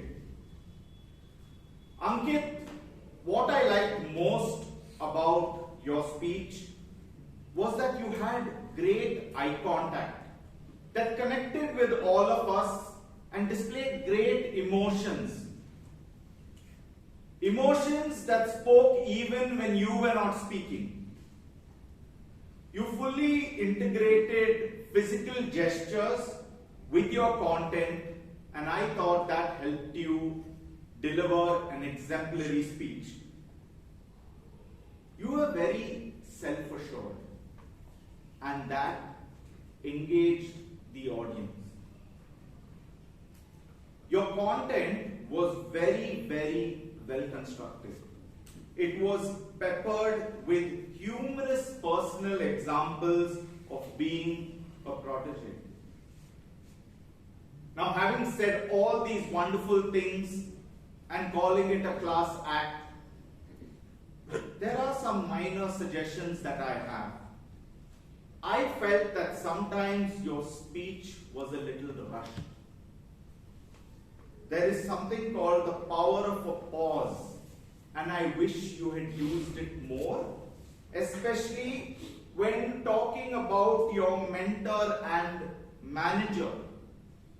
When you use the power of pause and voice modulation, it would have added a great layer to your speech.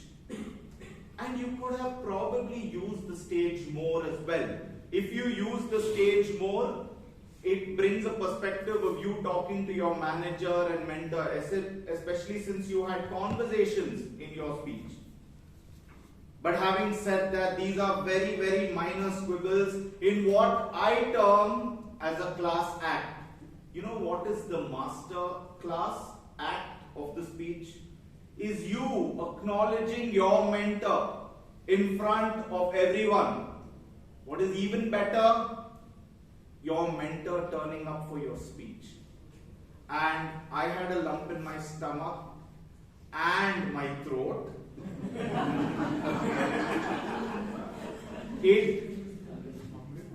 That's the power of your speech.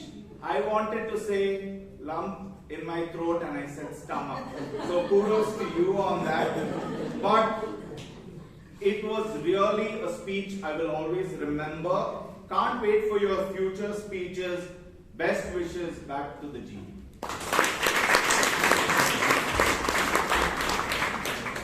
Thank you, Alan, for that fantastic evaluation for a great speech. Can you have another round of applause? With that, let's move on to the last speaker for the day, Toastmaster Gururaj, evaluated by the Duracell of our club, Toastmaster Robinson.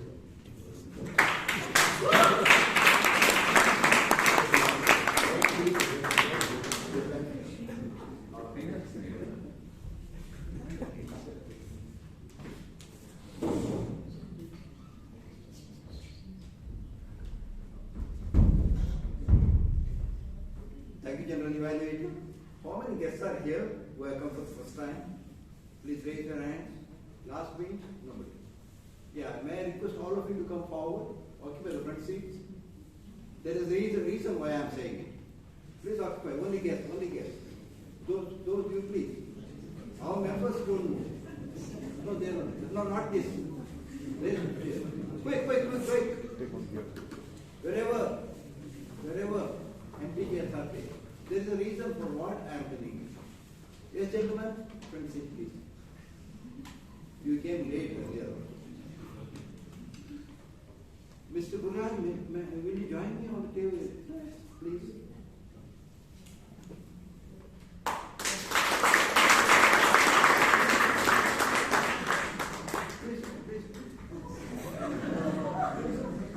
Mr. Gururaj presented his first speech, first time he was speaking. That's called Icebreaker. First time, can you believe it? A speech should contain an opening, a body, and a conclusion. he had two quotes at the beginning, and one quote at the beginning and the last quote at the end, Eleanor Roosevelt. And in between is a life story narrated. For the first time in my life, almost in 25 years of starting this club, I heard a person giving such a brilliant icebreaker speech. He narrated us his childhood, the home, parents, grandparents, and baby sister, the school, third grade, where his teacher asked his parents, take him to a special school. What does it mean? I remember the story of Thomas Alva Edison. Same thing must happen to you also. This is the beginning. Who is this mentor? Yeah, thank you, you are here. Then his song. Then was singing. And your confidence is brilliant. And he brought notes. He brought notes. He kept it here. He didn't see. Next time you don't bring your notes on a mobile. No, you don't require it. You give your own speech. Then one thing he narrated, he word that accident. And he said, I'm sober. What does it mean? Accident, what are the connections between accident and sober? Can you just tell me? Could be under indulgence. Huh? It could be under indulgence. Indulgence. Indulgence of Come on. Anybody, any guess, anyone can?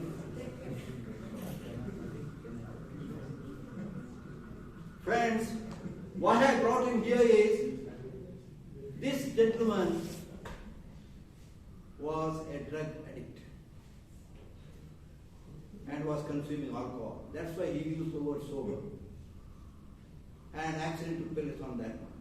Why I brought him in here for confessing, for admitting that he was, and he has changed the life. He has changed his own life.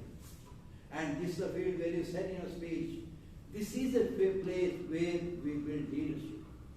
You got an opportunity to do it.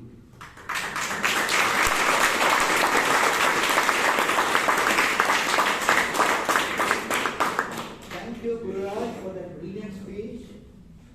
God has given us only one life. We have used it, converted it to something. That's a purpose in our creation for each and every person. And now you have told your story to us, and here are gentlemen, and you can change their lives. All the best.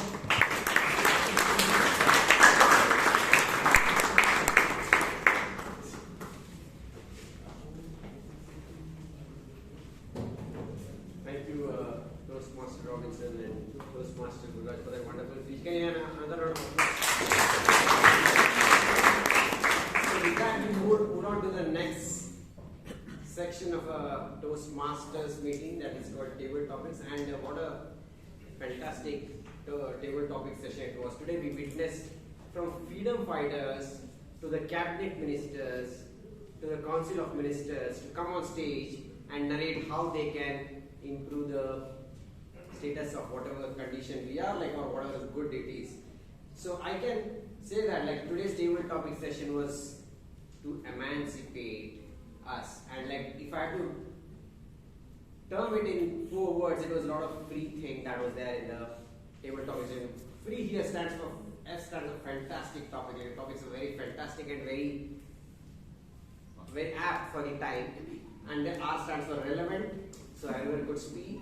E for engaging and entertaining. With that, thank you for that wonderful table topic session. Can you have a round of applause for the table topic?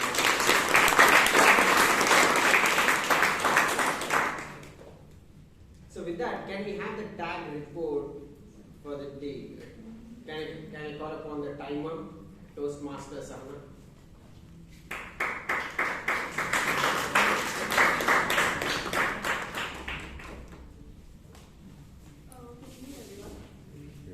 So today there was some people who took a little more time. Yeah, some people took a little more time than so Yash took around 3 minutes 45.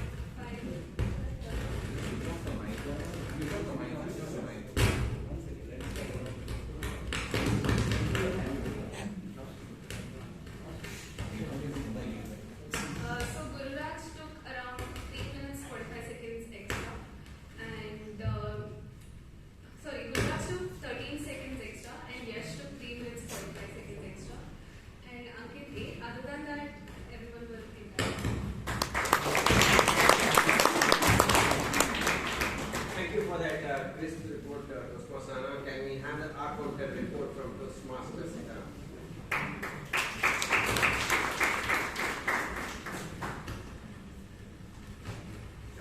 It was around 2 weeks ago that Toastmaster Ghanshyam had come up with a unique way of presenting the R-counter report. So basically he had segregated his report into nil crutch words, 1 to 5 crutch words, and 6 to 10 crutch words. I proceed to provide my report on the same lines with slight modification. That is nil crutch words. I give it a saffron color of the flag. So nil crutch words. I would like to credit the following.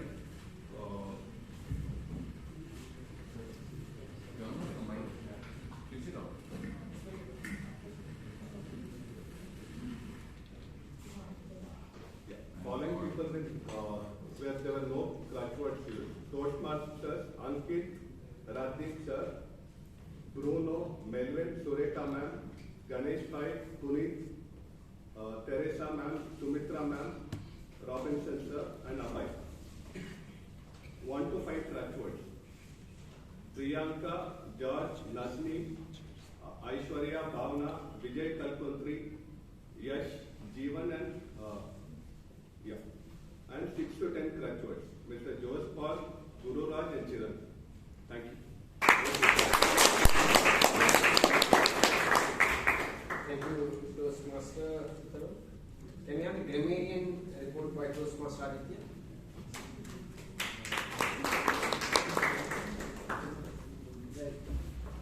Resuming this session by the question that I asked, any guesses who the speaker was of that quote? Okay, I'm not going to make you guys wait for long. That was Bob Marley. So, coming back to the grammarian report for the day, we experienced some really good grammar. I learned a few words today. Digitalization, President Hannah was one of those. Couple of other good uses was by Nazneen, delinquency home. We had, as far as my memory goes, from Toastmaster Abhay. In terms of usage of the word for the day, we had Toastmaster Melvin, Surekha, Nazneen, Sumitra, and General Evaluator Vijay Kalkandri. Keeping the bad for the last, couple of misspoken words here and there, but 3 major ones that I would like to highlight. One was for Yash, Lokmanya Tilak was small. You should have had used when he was young or when he was a kid or something like that. The other one for Chiran was little did I knew. It should have had been little did I know. And lastly for Guru Raj, teaching didn't go in vain. It should have had been teaching wasn't in vain. One thing that I would like to leave you guys with a quote over here is, if you are to lose, make sure you do not lose the lesson. Thank you. Back to you.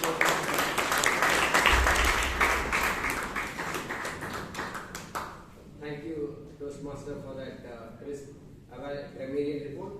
With that, let's move to the evaluation of the Toastmaster of the day, Toastmaster Abhay.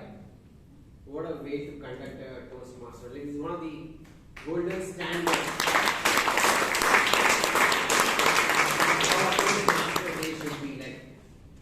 It was so much entertaining, so much engaging with the audience. There were a lot of interaction, so you kept the audience engaged. There were a lot of real-time incidents which were quoted. It may be cricket one, so which was so gripping. So what I would like to say is your entire Toastmaster of the day was so much relevant, gripping. It was a lot of connect to the audience, and there was a great introduction to each of the speakers. So that way, each of the speakers felt comfortable before coming on stage. You even connected from one topic, one speaker to another. That was so good. If I have to offer a minor suggestion, if you have to nitpick, there's movement of the stage. Say there were sometime when you're thinking the movement became too fast on the stage, that probably had a slight distraction. But other than that, there was no flaws and it was a flawless execution. Can you have another round of applause for this? With that, we come to the end of the general evaluation session for giving me this opportunity on this important August Eve, under the time committee and the Vice President Education. back to the President of the club.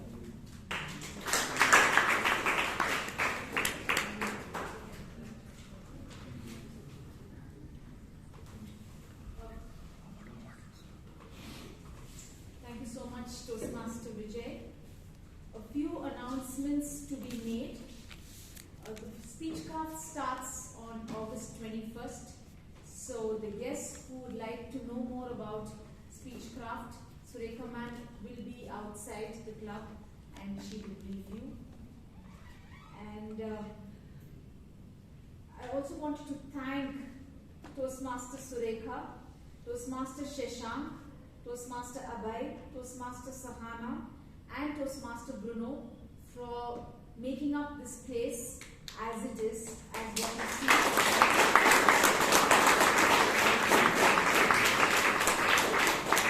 They all came in early and to set it up. Surekha ma'am worked through the week to get in all the stuff, and the flag and everything else was organized by her.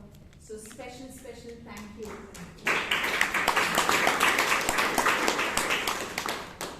We also have a special award this term for the year 2021.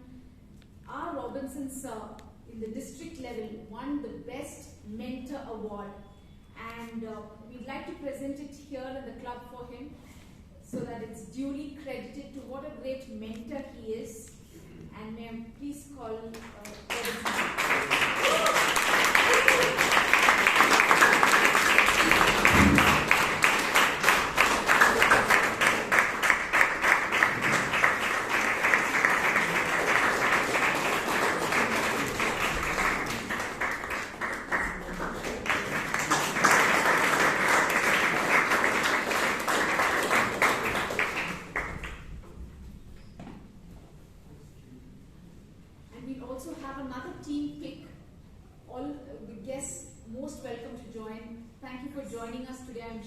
hope you would enjoy the meeting, this very special meeting, and we look forward to seeing you next week as well. So we will have a team pick and there is snacks, Surekha ma'ams, so please, while leaving, please take it.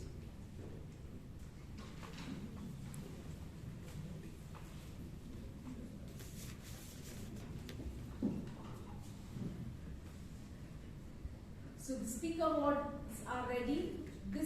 This week it's a tie. I'll call out the first award. It goes to Toastmaster Guru Raj.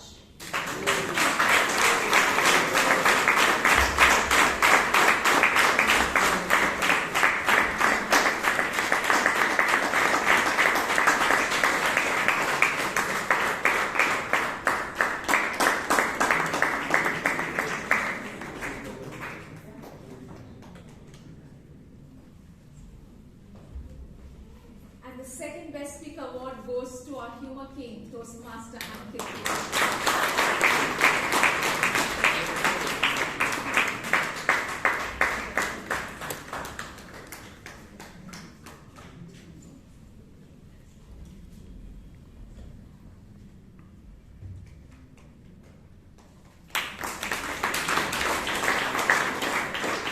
The best table topic speaker goes to Toastmaster Shelma.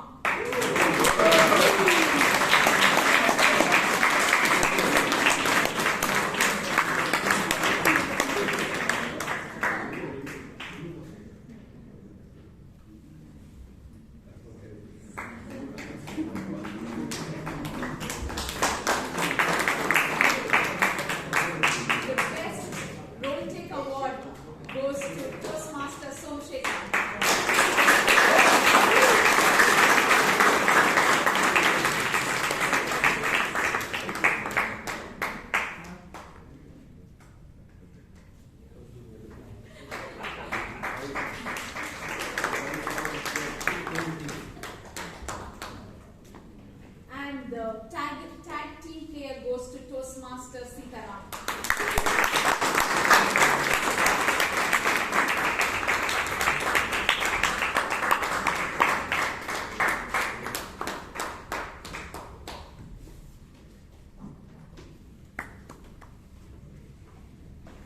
And the best award goes to Toastmaster Robinson D'Souza.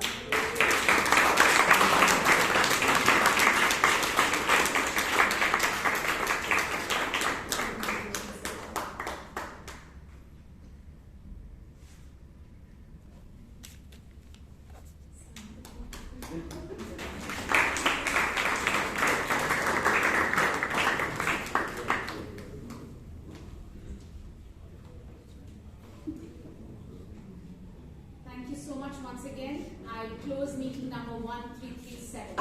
Have a great day. Hannah.